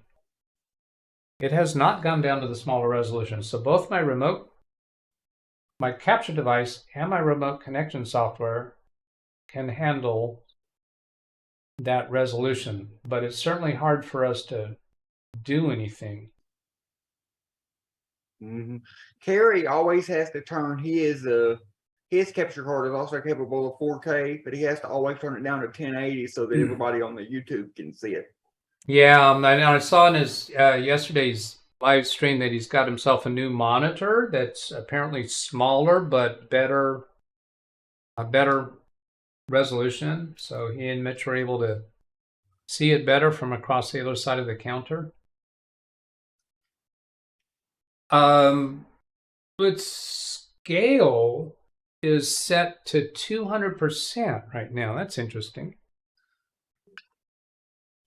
I'm pointing it to it with a mouse right there. It says 200%. And recommended is 150%. So that's going to make things look smaller. Yeah, it does. And then how high does it go? 350% scale. Oh, well, that's workable. Of course, there's probably some screens I'll go to that I won't be able to see all the content on the screen, because when you zoom in the scale, it can do weird things in applications where you can't make your way around okay. Yeah. A good example of that is the Samsung Magician software. If you have a Samsung NVMe drive in your machine, because they like to put the update software button at the very bottom, and so I have to run our computers here. I have to run them at least in 125, or I can't see it. So I have to turn the scaling down if I want to hit the update. If I want to check for updates on Samsung software. All right. There's Ken asking how big the new screen is. Wintermute responds it's 35-inch diagonal. Yeah, the monitor on the Lazy Susan, because of the videos I was making of the setup. And Lawn Dog was commenting on that white screen. Dimming the lights, does that have to do with the screen brightness just being overpowering? It really has to do with the capability of a webcam that I had pointing at it. It doesn't show the range of brightness as well as our eyes do. And also because I had the webcam on manual settings. I like the webcams to be on manual settings because if you have them on automatic, especially for focus, they keep trying to refocus and you'll see it go blurry and then back in focus, and that just drives me nuts. Okay, so I want to show some other things about this computer. I've got the tripod and I'm going to have to change the resolution of that again. Okay, I'm gonna try going automatic for focus and exposure on that camera. And let's see how that does.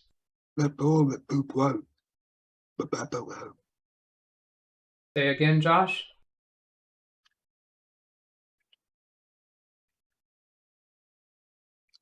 He said it's a little bit too bright.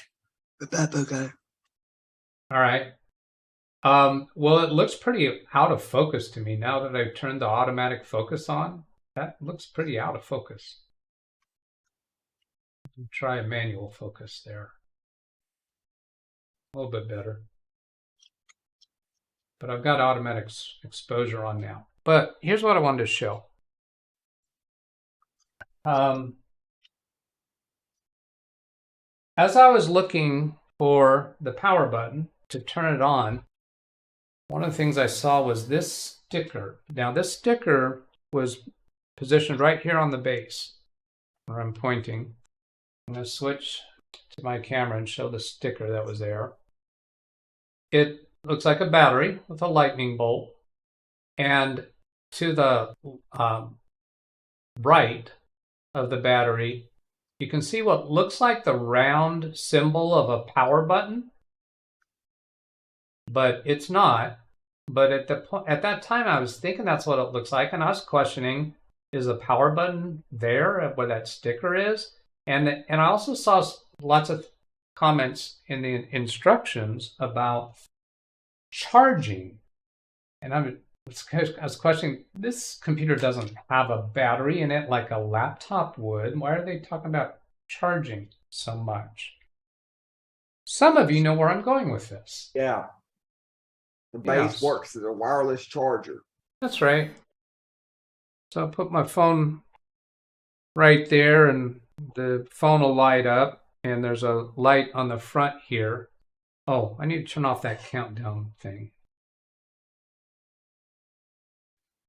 And the screen behind it. So we get a light here indicating that it's charging the phone, and we got indications on the phone that it's receiving a charge. Now, the first time I tried to charge the phone here, the light came on, but my phone did not indicate charging. But now it has a lightning bolt on the battery indicator in the upper right corner, and it's green. So, yeah. So, and those wireless chargers can be a little touchy. I've got those for my game controllers here, a couple of my game controllers, and if you don't set them right in the exact spot, they won't charge. Yeah.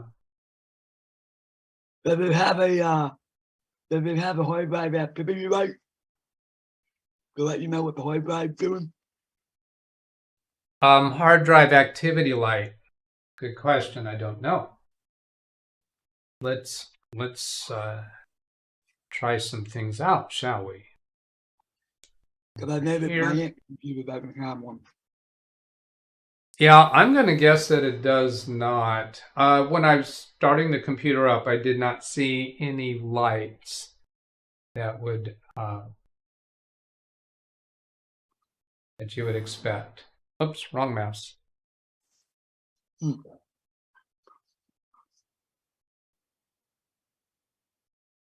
Now the mouse you see moving on the screen is obviously the wireless mouse for the device. Now, the mouse is a little herky-jerky right now, but I think that's because this computer is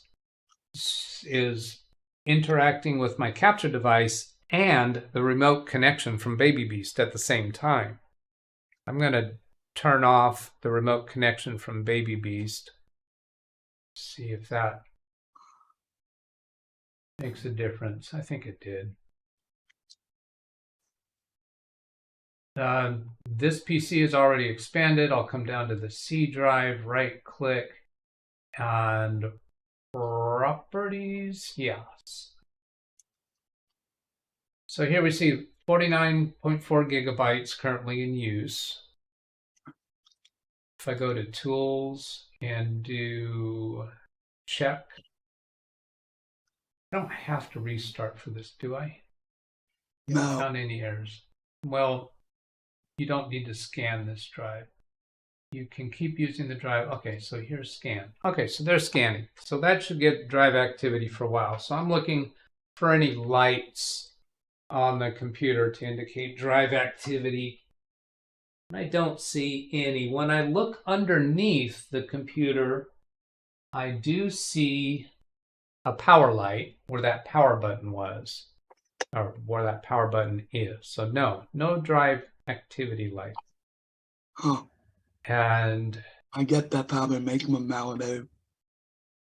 well, I think it can vary from one computer to another. There's nothing that obligates a manufacturer to follow any consistent procedures. For a computer that's more likely used by a gamer, I think it's more likely they might want to include that. This computer I don't see likely as attractive to a gamer. So I'm running that scan again, just looking in the notification area to see if there's anything there indicating drive activity, and there's not. All right. Now we turn off the drive indexing. Say again? I would turn off the drive indexing. Turn off the drive. Indexing. Where you was at before, and you turn off of the drive indexing, Doug? Oh, turn off drive indexing. I'm not a fan of that. I like drive indexing. The only times that I've turned it off is I found times where it was corrupted and taking way too much processor utilization, and deleting the drive indexing and then recreating it would fix that. But I've come across too many clients who do searching, and in fact, there was a article that I came across from a psychology realm, I think it was, that it actually showed a lot of school kids are coming out these days not understanding anything about folders and the hierarchical structure of where we store files, and they just go search for anything they want. They just do a search, and they might be searching for the contents of a file. And I've had occasions where clients call me, they can't. That with everybody, literally nobody knows where they actually store their. Like when people save a file, they don't ever know. They don't ever look and pay attention to this file is going to documents or pictures or whatever. Yeah. So what I was saying was that I've had clients call me, they can't find a file. I'll ask, can you think of any unique word that is inside the file? And we'll search for that. So I've had that rescue us too many times for me to want to disable indexing. I like indexing. Now that indexing, and this is where Josh noticed that on properties, down here, this check mark. Allow files on this drive to have contents indexed in addition to file properties. So when you take that, yeah, I think it also does email. It does do it. That's why I said it. Yeah. Sorry. Yeah, if you take off that check mark, that's not going to stop indexing. All that does is stops the indexing of the contents of the files. If you want to actually stop file indexing completely, there's another place to do that. Now let me see if I can find that. And indexing options. Go. I'm doing that on the wrong computer. Josh, go ahead. You have that in high performance mode. Yes. Well, no, it's in let Windows determine. So there's 2 items that are not high performance. So let's stay on one subject at a time, and we can go look at that too. But I have a list of some other things I'd like to show about this computer. So I'm going to ask you to not keep changing direction on me quite so much. So here's indexing complete. So if you turn off that check mark on your computer to stop indexing of contents, you can come in here to indexing options, and I think you're going to find indexing is still active. Here's a modify, and here's a check mark, selected locations. Let's see, this location is currently unavailable. It's been a long time since I've come into here. Advanced. Here's delete and rebuild index. So if you think your indexing is slowing things down too much, an index can have a lot of dead weight in it. So if you've got a slow computer, that's one thing that can be tried. It has not been something that I've done frequently. Select new current location, advanced indexing, help delete and rebuild, indexing file types. This is controlling here what file types are indexed and how should files be indexed. This one is for properties only, and here's index properties and file contents. Now right now I'm highlighting 386, so I think for files that have this extension .386, it's only going to be properties. Now if I come down to, let's try DOC, does it? Yeah, here's DOC. If I click on that one, this one's going to do index properties and file contents. Now, if you remove that check mark saying that you don't want to index file contents, I suspect that when you come in to look at DOCs, you're going to find that it's index properties only. Now, as far as I've gone this close to it, I might as well go ahead and demonstrate that. If I right-click on C drive, go to properties, and remove this check mark. Now this takes a while to apply this. If you've got a lot of files on a fresh installation of Windows 11, I don't expect it to take as long. But if you do this on a computer that's been in service for years, I've had this take overnight. You will need to provide administrator permission. Fine. An error for that. I'm going to ignore all the errors. So that'll take a little while to run. While that's running, I'll catch up with chat. Which mouse? Scroll up, looking. Check a system restore. See if. Yes, I've already. It was on by default, and I have already checked that because I've got past that point in my checklist, and I recorded video of that. But like I say, that video's got kind of complicated, and it's going to take a while to publish that. What's the graphics card on that HP unit? I think, yeah, Wintermute revealed that and is showing here a link to the specs. Looking for orange. Catherine, if they can save on a small bulb and replacement part, will they do it? Oh, okay, that's probably in relation to the hard drive activity light. I don't know. It's really hard to imagine with why did they choose not to include a hard drive activity light. I can't answer it. I think it would not be that big of a deal, particularly on a computer this price, to include that. Lawn Dog says he's been noticing the drive lights disappearing. Kerry's reported that also. He's RGB on cases, but not giving them lights that communicate information that we want. My Intel Nuke, actually, it's only got one light. The power light and the drive activity light are the same.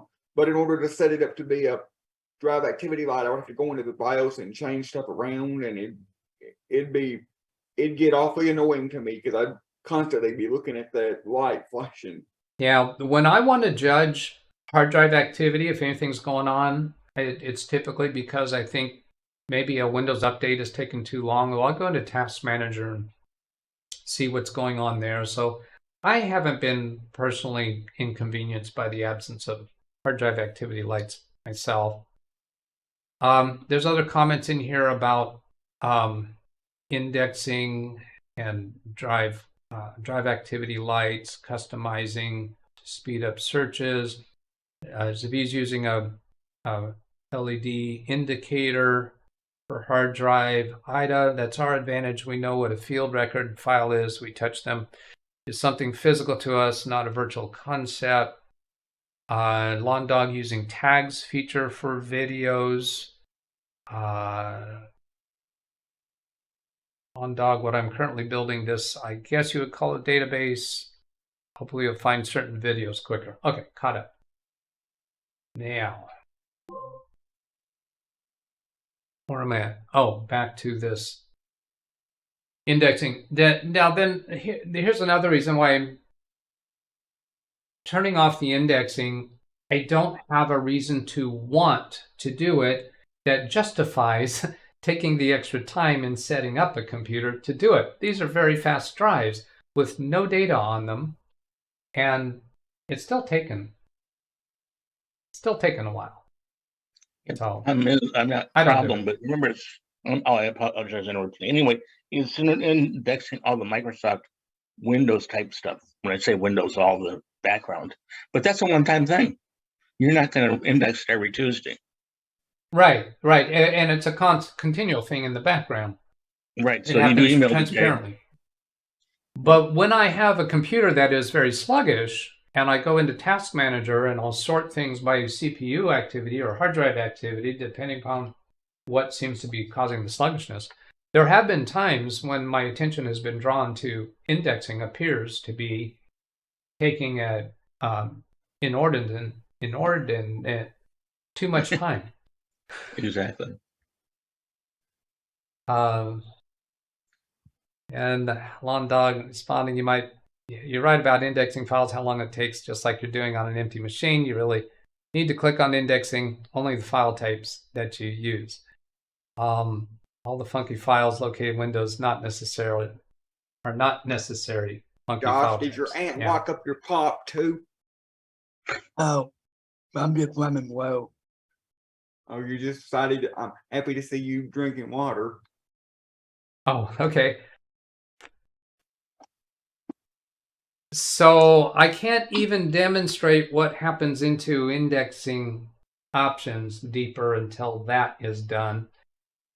I have my tools folder on this computer, which means I have Crystal Disk Mark. My routine is in the SW Setup folder. I have this DougBetts Tools. Now, it might be unfair to run Crystal Disk Mark while that indexing is being reset. But You got a pop-up on the right-hand side. Oh, thank you. HP warranty status. Send data to HP to check my warranty status. Always use this setting. Do not send data. Fine. Yeah. If we send data, then eventually it'll pop up you'll get pop-ups about purchasing additional warranty coverage. Warranty coverage on new computers has very little interest to me, because if a client has a problem with a computer in business environment that might be covered under warranty, if it appears to be a failing hard drive or RAM, I don't even call to get a replacement. Typically, I'll just buy the parts and install them, because the amount of time it takes me to call them and deal with the hoops that they want me to jump through in order for them to either send a technician out or send the part out to replace it, I charge my client for all of that time. It's going to take longer for them to get back up and running. I just buy the part and get them back up and running, and they're happy. So it's very rare that I'll go through a warranty coverage process. I'll do it on a server that has warranty coverage and I buy the extra level of coverage in that case, because I want to be working with a tier 2 or tier 3 technician. I do not want to go through the first tier technicians who are reading from a script and really don't know much. They're not real technicians.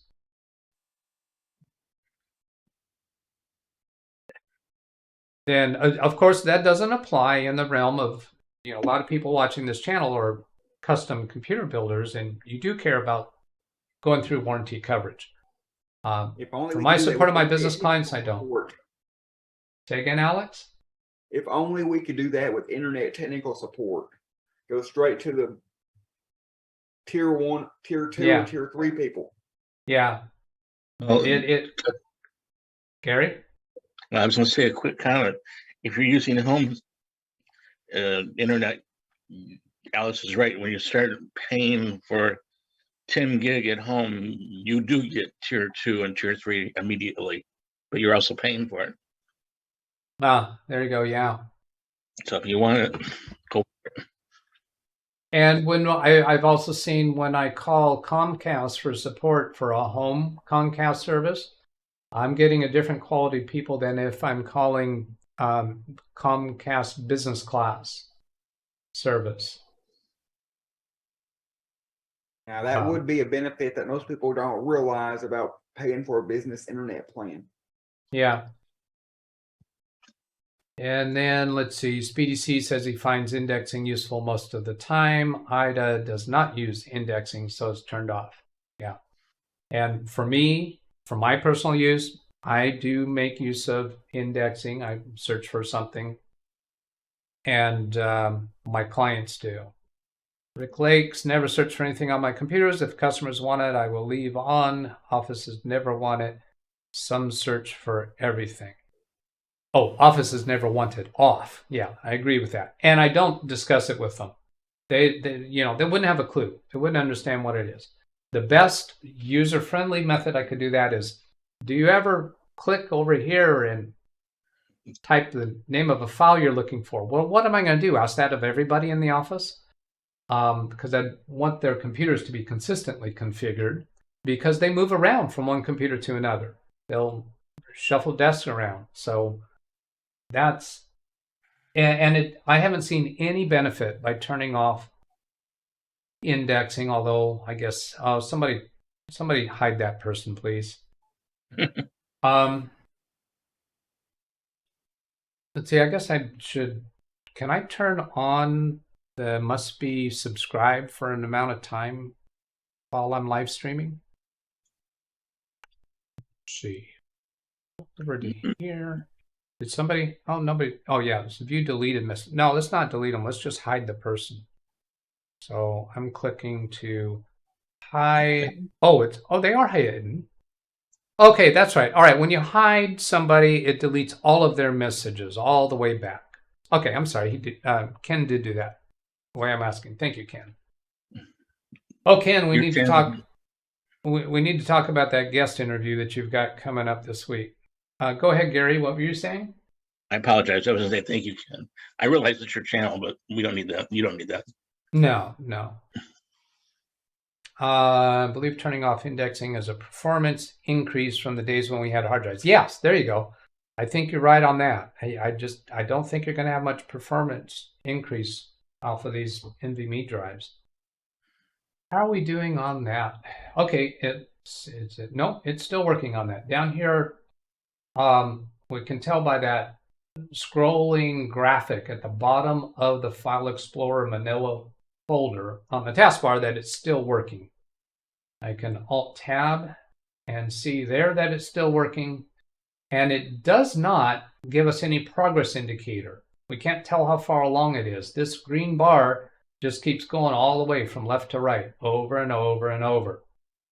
If you stare at it long enough, I think you can do a self-hypnotism session. How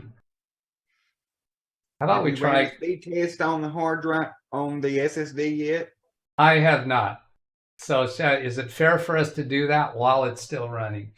Now, my Crystal Disk Mark, some time ago, I changed it from the default of 5 passes to 1 pass, and I changed it from the default of 1 gigabyte to 50 megabytes. So it finishes the test quicker, but it's not quite as accurate.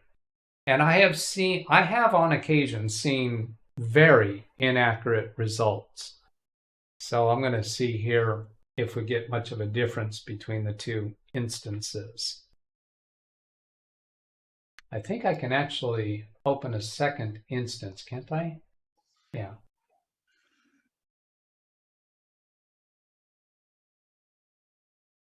So we'll let that first instance finish out, and then we'll do another instance with 5 rounds and go to the default 1 gigabyte and see if there's much of a difference. Oh, that indexing just finished. Did it? Yeah, it did. Okay. So Hey, Doug, I wonder. Go ahead. A quick question. Do you know what kind of what kind of drives they are? I did take a close-up of those. Let's see, did I take a photo of them? I'm not going to remember what they were. I think a pretty good guess is just an HP branded drive. I don't think they were. But we can find that in Crystal Disk Info, can't we? Should be able to. Yeah, we can get that. Mm-hmm. We can get that online. So here that test is finished. Now we'll run the multiple rounds, and while that's going, I'll come back and look at, oh, not there. Press Windows key, indexing options.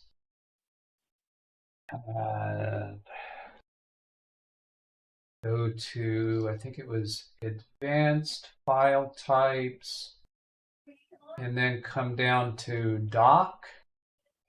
DOC, that would be Microsoft Word documents here.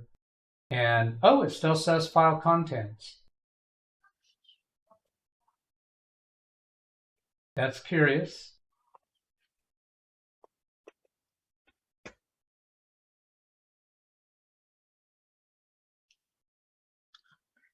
Did that turn off file indexing setting stick? I've never gone through and tested and verified these changes. Just assume they work. Allow files on this drive to have contents indexed in addition to properties. Yet over here, it appears that contents is still being indexed. Is it just not being shown accurately on this screen? I don't know. Like I say, I haven't dug into that. Digged into that. Past tense of dig is dug. What? Who's calling me? Oh, did he really do that? Index properties and file contents. Yeah, so I don't know. That's not too concerned about. Well, there's another thing in there that you can use to test that and figure out what's really going on is when you go look at the actual indexes themselves where they're stored. They are stored. You can find where they're stored. Okay, index location, current location. Microsoft data, Microsoft. So I'm going to Control-C, copy that. Windows key R, Control-V, paste that. That'll open that folder into Explorer. And then there's a folder in here.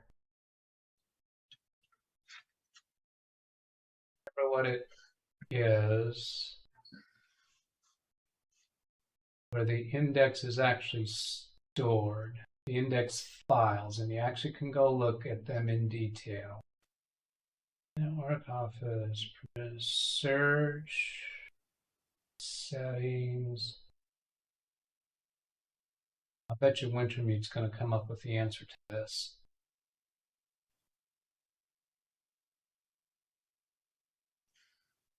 Been down this road before. Long time. I don't think this is it. But anyway, you can get down to the point where you can, right click on the folder that contains the index files and see the size of it and judge by changes in size as to what's going on. That says index location, Microsoft Data, Microsoft, new location after service is restarted. So this would be selecting a new location. All right, that's far enough down that scroll hole. Because I don't care about that subject. We got pretty similar numbers here. So the short test numbers came out pretty similar to the long test. That's not a surprise to me. I don't know about everybody else, but that's definitely not a surprise to me. I had an occasion where I was comparing an SSD to a spinning hard drive. And the spinning hard drive using a short test was much faster than the SSD. Totally wrong. But when I did the longer test, the numbers came out the way we expect. And I suspect what was going on had to do with let's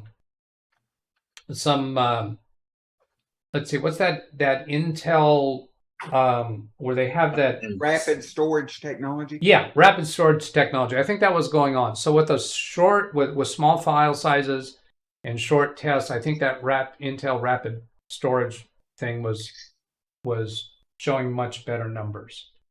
Either that or you didn't exceed the buffer on the drive. Very well. That very well could be. Because I think most of them have, 256 cache built into the drive. Yeah, so I figured it was something like that. And when I have clients who I've upgraded them from a spinning hard drive to an SSD, and I ask them how is it afterwards, and they say, I don't notice much difference. I don't notice any difference. Well, if they're doing small files all the time, opening a Microsoft Word document, because of the cache capabilities on a spinning hard drive, they might not be noticing much difference. There really may not be much difference. So let's see here. Doug, at the moment, Doug, you're indexing all the little icons, all the files used in the operating system, and this is why it's taking so long. Yeah, to reset those, yeah. Go ahead and do the testing of the drive while you're indexing, though it will be a problem. Well, given the speed, it looks like a first generation. NVMe, first generation. Greg and Ken chit chat. Dennis, it's only indexing 800 files on an entire Windows installation. Really? Was there something there that showed us it was doing 800 files? I didn't notice that.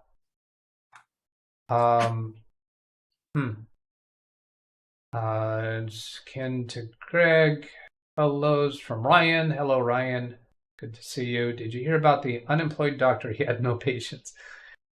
Dennis, Windows 11 Pro 22H2, because he's on the, what that program is. Insiders. Yeah, and the rest of us, I don't think have H2 yet. Does in fact require an internet connection and a Microsoft account. You will need a workaround. Now, so Dennis, can you try the two solutions that we know about? Meaning, go to Task Manager and into that network sensing task, whatever that was called, or the other one, put in a bogus email account as a Microsoft account. And might have to do that up to 3 times, but in Jay's 2 cents, he recently only had to do it once. Lawn Dog. Doug, come on. Whenever I did an upgrade from an old drive to an SSD, everyone said their machine was much faster and it was better than when they first got the machine. Well, I don't know. Oh, come on. Are you saying I'm lying to you? I'm legitimately telling you that's the case. Now, one of the catches, though, is they never start their computers. If a person is rebooting their computer or starting their computer frequently enough, they'll notice it then, for sure. But their computers typically stay on 24/7. They walk up to their computer and open a Microsoft Word document. Yeah, Microsoft Word document doesn't take long. They're not going to see it. So, Lawn Dog, I don't know if you're doing business customers who leave their computers on all the time, or if you're talking about people who do restart or turn on their computers. RAM, maybe it's PCI X2 drive rather than X4. Crystal Disk can show that. We'll go look at that. For God's sakes, an SSD is 5 times faster in general to standard hard drive. And sure, if you're doing activities, that's going to show that. We had a big fire a few blocks down, can see the smoke. LibreOffice. Gary, were you trying to say something there? Yeah, I apologize, but it's my favorite. Which drive is faster for typing? Yeah. All right, so where were we at there? There's those. I went as far as I want to do with the indexing. These hidden files are on the desktop because I currently have display hidden files turned on. Wintermute says he had to look it up. Search index file. So here's the path. I'm going to copy up to that point. Oh, but I'd have to be connected remote for that to work, so I'm going to have to type it in. Windows key R using the right computer. There's program data, Microsoft, search, /, and data is shown there. It's the only subfolder. Then I can hit a back, so I did a down arrow to select it. Then a /, and then go to down arrow once to applications, put a /, and then down arrow to Windows and enter. So here, Windows EDB, showing here the size of the index file. Now, I think there's more to it than just that file. It's this is Windows 11. Maybe it's all contained within one file now. I don't know. He's Windows 11 or because Say I don't again? have that file. I have Windows 11. You don't have that file? Nope. At what point do you get to this folder that I've? Yeah, I don't have the EDB file. You don't have the EDB file. Do Correct. you have? Let's see. Go to Everything else. properties. I do have everything else to that point. Okay, I'm going to this 3-dot menu, then options, and then the view tab. Do you have show hidden files, folders, and drives? And let's see, I've got that check mark for extensions removed. And there was one other in here. Show hidden files. There it is. Hide protected operating system files. Do you have that unselected? And then find that file. So I'm going to reverse those and see if I lose visibility to that file. No, I still have it. Gary, have you disabled indexing? No, that's not a Gary thing. No, I leave everything on like that. Yeah. I got indexing and I have no hidden files. I want to see everything. Okay. I don't like Microsoft hiding from me. I'm going to another screen here to see if I can change the chat requirement to require number of days subscribed. I don't know if I can do that during a live stream.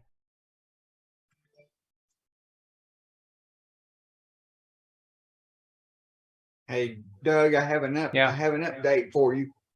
All right. Several weeks ago, several Saturdays ago, when we was just trying to troubleshoot that Bluetooth issue for Josh's hearing aids. Well, now with his aunt's new computer, his hearing aids work now. So it was in fact the Bluetooth chip in that Dell computer. Okay, good. Thank you for that. I'll start close. Analytics, viewer activity. Yeah, I'm not seeing where I can fix that here, so I'm going to make myself a note to fix that on my checklist. Fix subscriber over 1 day. to chat.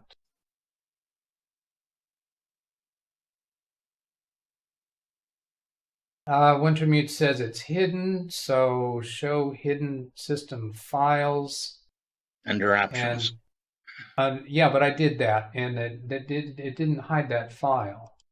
Did I not get far enough in there? I'm going back into here now, and let's see, do I have that on screen? Yeah, I do have that on screen. And picture. So here's on the View tab. It is hidden. Must show hidden system files. So here I have don't show hidden files, folders, or drives, and I have hide protected operating system files. According to Wintermute's comment, that should hide the Windows EDB, but it's not. So, I don't know.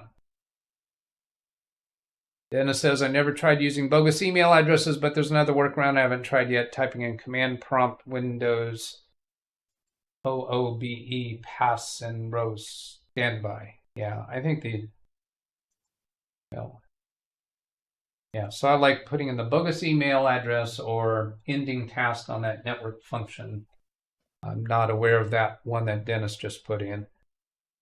Doug, you went to OK and you didn't hit apply the last time. I don't know if that will change the setting. Yeah, so you don't have to hit apply. Clicking OK has always been the same as apply and close the window. The only reason to hit apply is if you want to apply the settings without closing the window.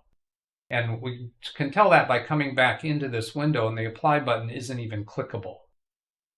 And if I remove that check mark and answer yes, I can apply and it keeps me in this window. But if I put the check mark on and click OK, it's the same as clicking apply and closing the window. Rand says checked using attrib that file isn't hidden on his computer. Gary, you're on a corporate edition of Windows 11. Yep. Would yes, that make a difference? I'm actually on work right now. I'm not at work, but I'm at work with the computer. Yeah, I wonder if that could make a difference.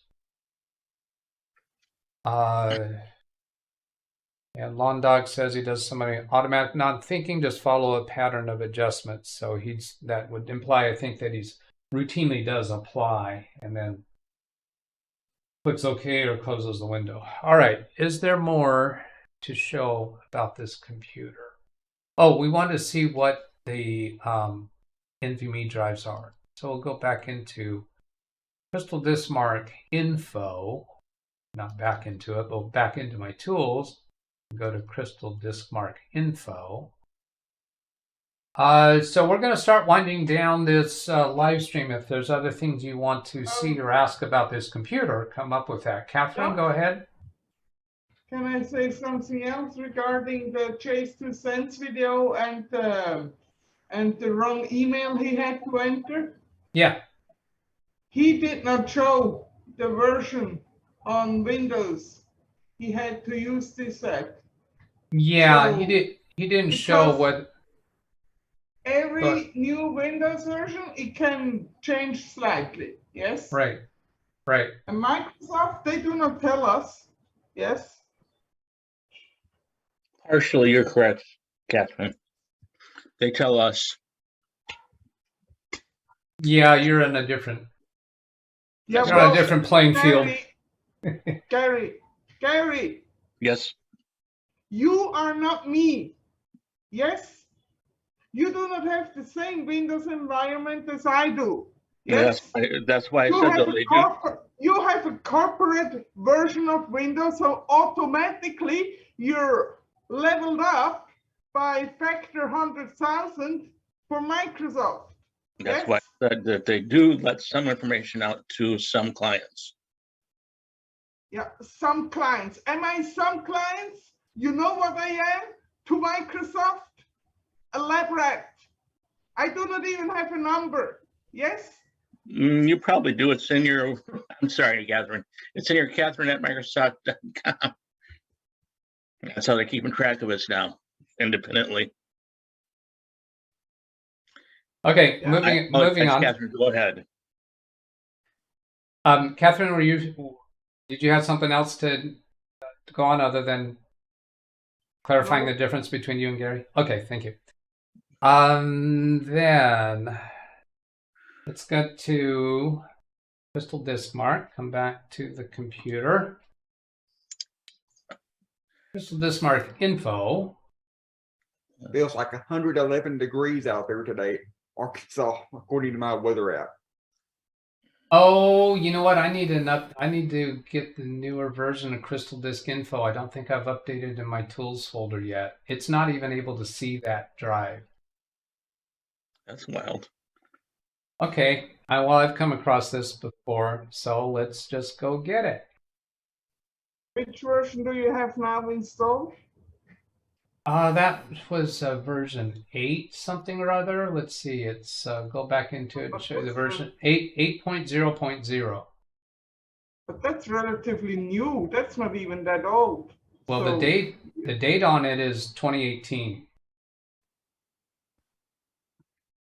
So I've got a 2018 date of 8.0.0 of Disk Info 62. 64. That's weird.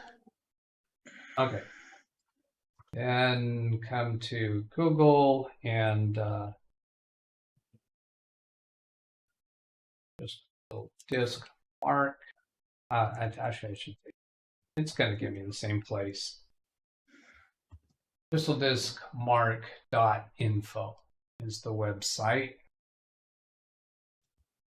And I want Crystal Disk Info. I'm going to be careful to get the blue buttons up at the very top of the screen are for info.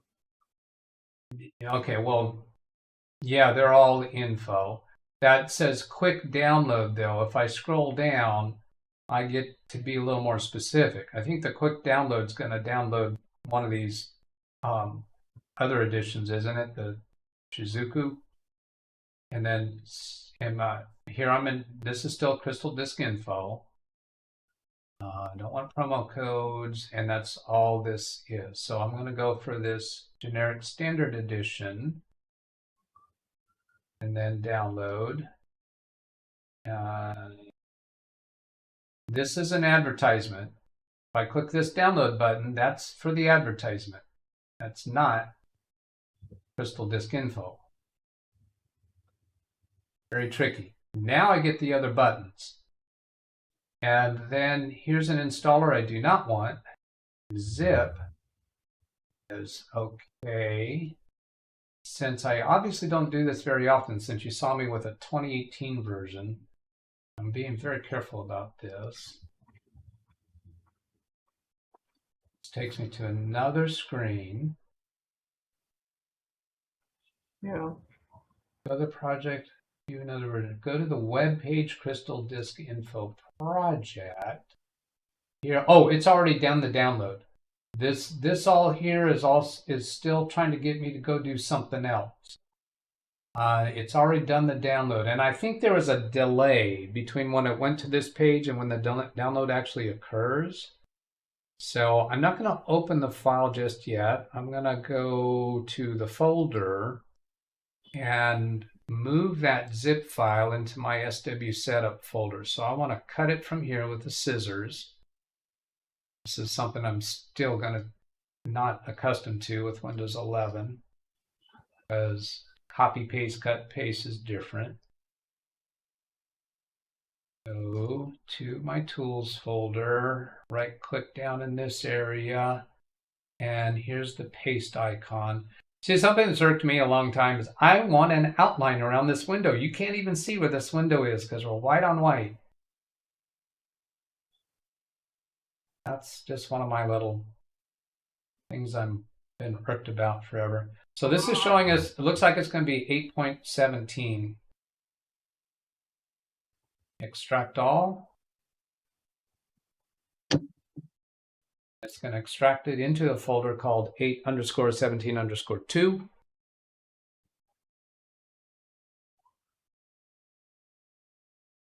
Oh, Ken Stout is leaving. Ken, are you still there? So I can give a little plug to your guest this Thursday.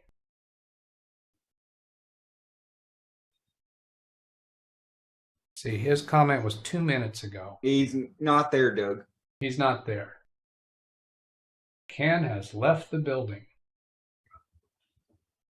And this is Crystal Disk Info 64. There's also Crystal Disk Info A. This says Crystal Disk Info 8.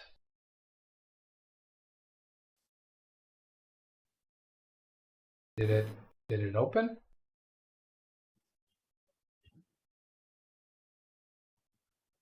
No, that's the other one that's still open. There's Crystal Disk Mark still open. Try that again. Yeah, this is the crystal. The pass mark is open too. Yeah. I'll go ahead and close that. Oh, here we go. Here's Crystal Disk Info 8.17.2. And it is able to see both of the drives, Intel SSD, 1 terabyte, NVMe Express.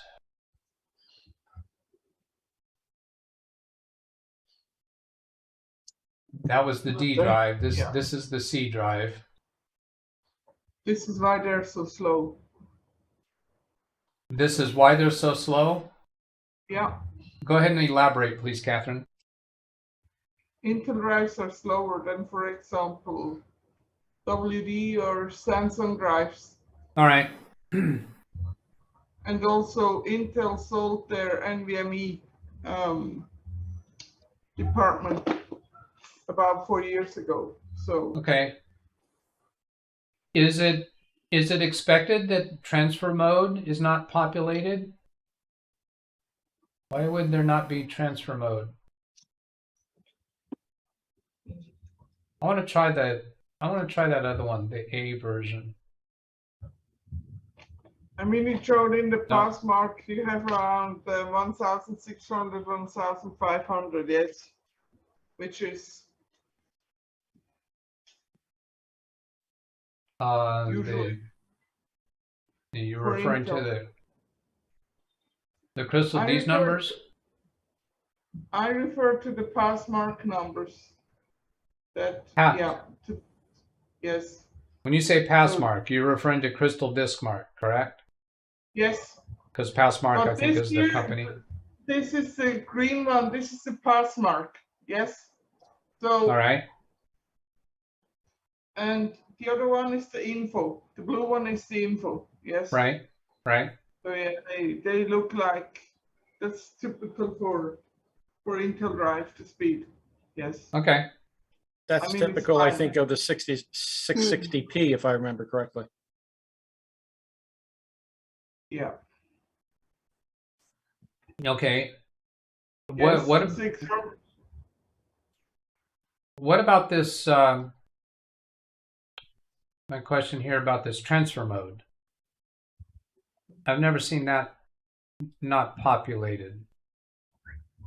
Is that normal? Is that expected? Maybe you can't read it. You should be able to take that whole model number where it says Intel and paste it into Google, and it will should actually tell you what the model of the drive is.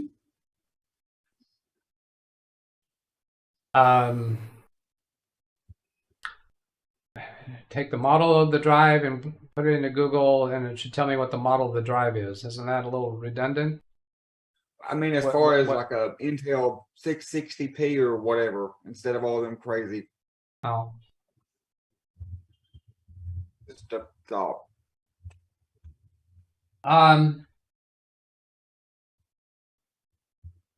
That's an that's interesting. I just pulled up Crystal Disk Info on my own system, and it does show the transfer mode.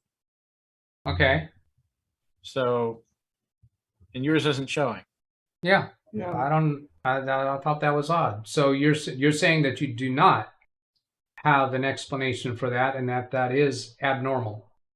Well, based on one sample, my own system, yes. Yeah. Well, I know that I've often looked at transfer mode when I'm dealing with looking at a computer to figure out what the bus speed is and what the drive is capable of. GM, do you have a Intel SSD? Not in this system, no. I could check that on Josh's computer, and if it's the same results on Josh's computer at the group home, which also has an Intel SSD, then we know it's because it's an Intel. Yeah, that would follow. It's probably not reporting certain information. I have a transfer mode for what it's worth. Yes. All What right, drive, guys, I'm gonna what head out. drive do you have, Gary? That's the question. This one has a piece of junk. It's a Kingston, believe it or not. Well, I didn't even know they made drives. M.2. Why Doug, does I'll Chris- be next week. Okay, here I'm Googling it. Why does Crystal Disk Info not display transfer mode? I'll probably see you tonight on Zoom. Hi, Josh. Doug? Okay, Catherine, go ahead. I installed Crystal Disk Info 2. Yes, I have a Sabrent Rocket 4 Plus, 1 terabyte, and it shows the transfer mode. Okay. So Here's somebody saying Crystal Disk Info won't show the Western Digital transfer rate either. okay. So, Have a good week, Doug. all right. See you, Josh. Thanks, Travis. I think we're ready to wrap this up Wrap and roll. and walk away from it. And I'm going to take a look at chat. Somebody not let's see. First generation. Dennis, what I did doesn't work anymore. I'll try other things. Somebody link me Jay's video, please. Device Manager tells you the name of the drive. Okay, but yeah, we already got that. So there's the version number. It's V for what M.2 device, check in device manager. Yeah, I'm not going to chase that anymore. I'm ready to wrap this up. Particular Intel drive is not a performance drive. Sure beats the heck out of SSD for reads. Okay, well, nope, I'm not quite done. There's another one. RAND. A64 is a version for ARM processors. Won't run on Intel AMD. Thank you for that explanation. I think I looked that up one other time. So for the people in Zoom, I'll invite you to say goodbye to everybody, please. Good night, John Boy. Bye-bye. Hasta la vista, baby. Later. All right. Thank you for being on board. I'm ending the Zoom meeting for all. Then we'll come over here to show my email address. If you want to request remote support session during one of our Saturday live streams, that would be a reason to send me an email.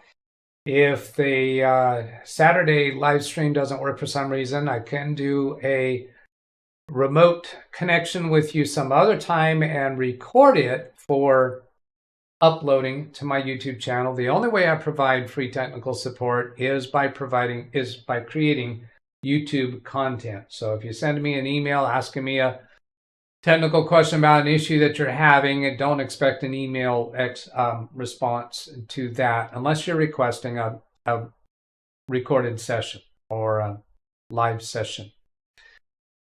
Very good. Thank you for being here, everybody. Have a great weekend. And for those of you taking Monday as a holiday, enjoy your holiday, please. And that'll do it for me. So have a great day. Catch you later. Goodbye.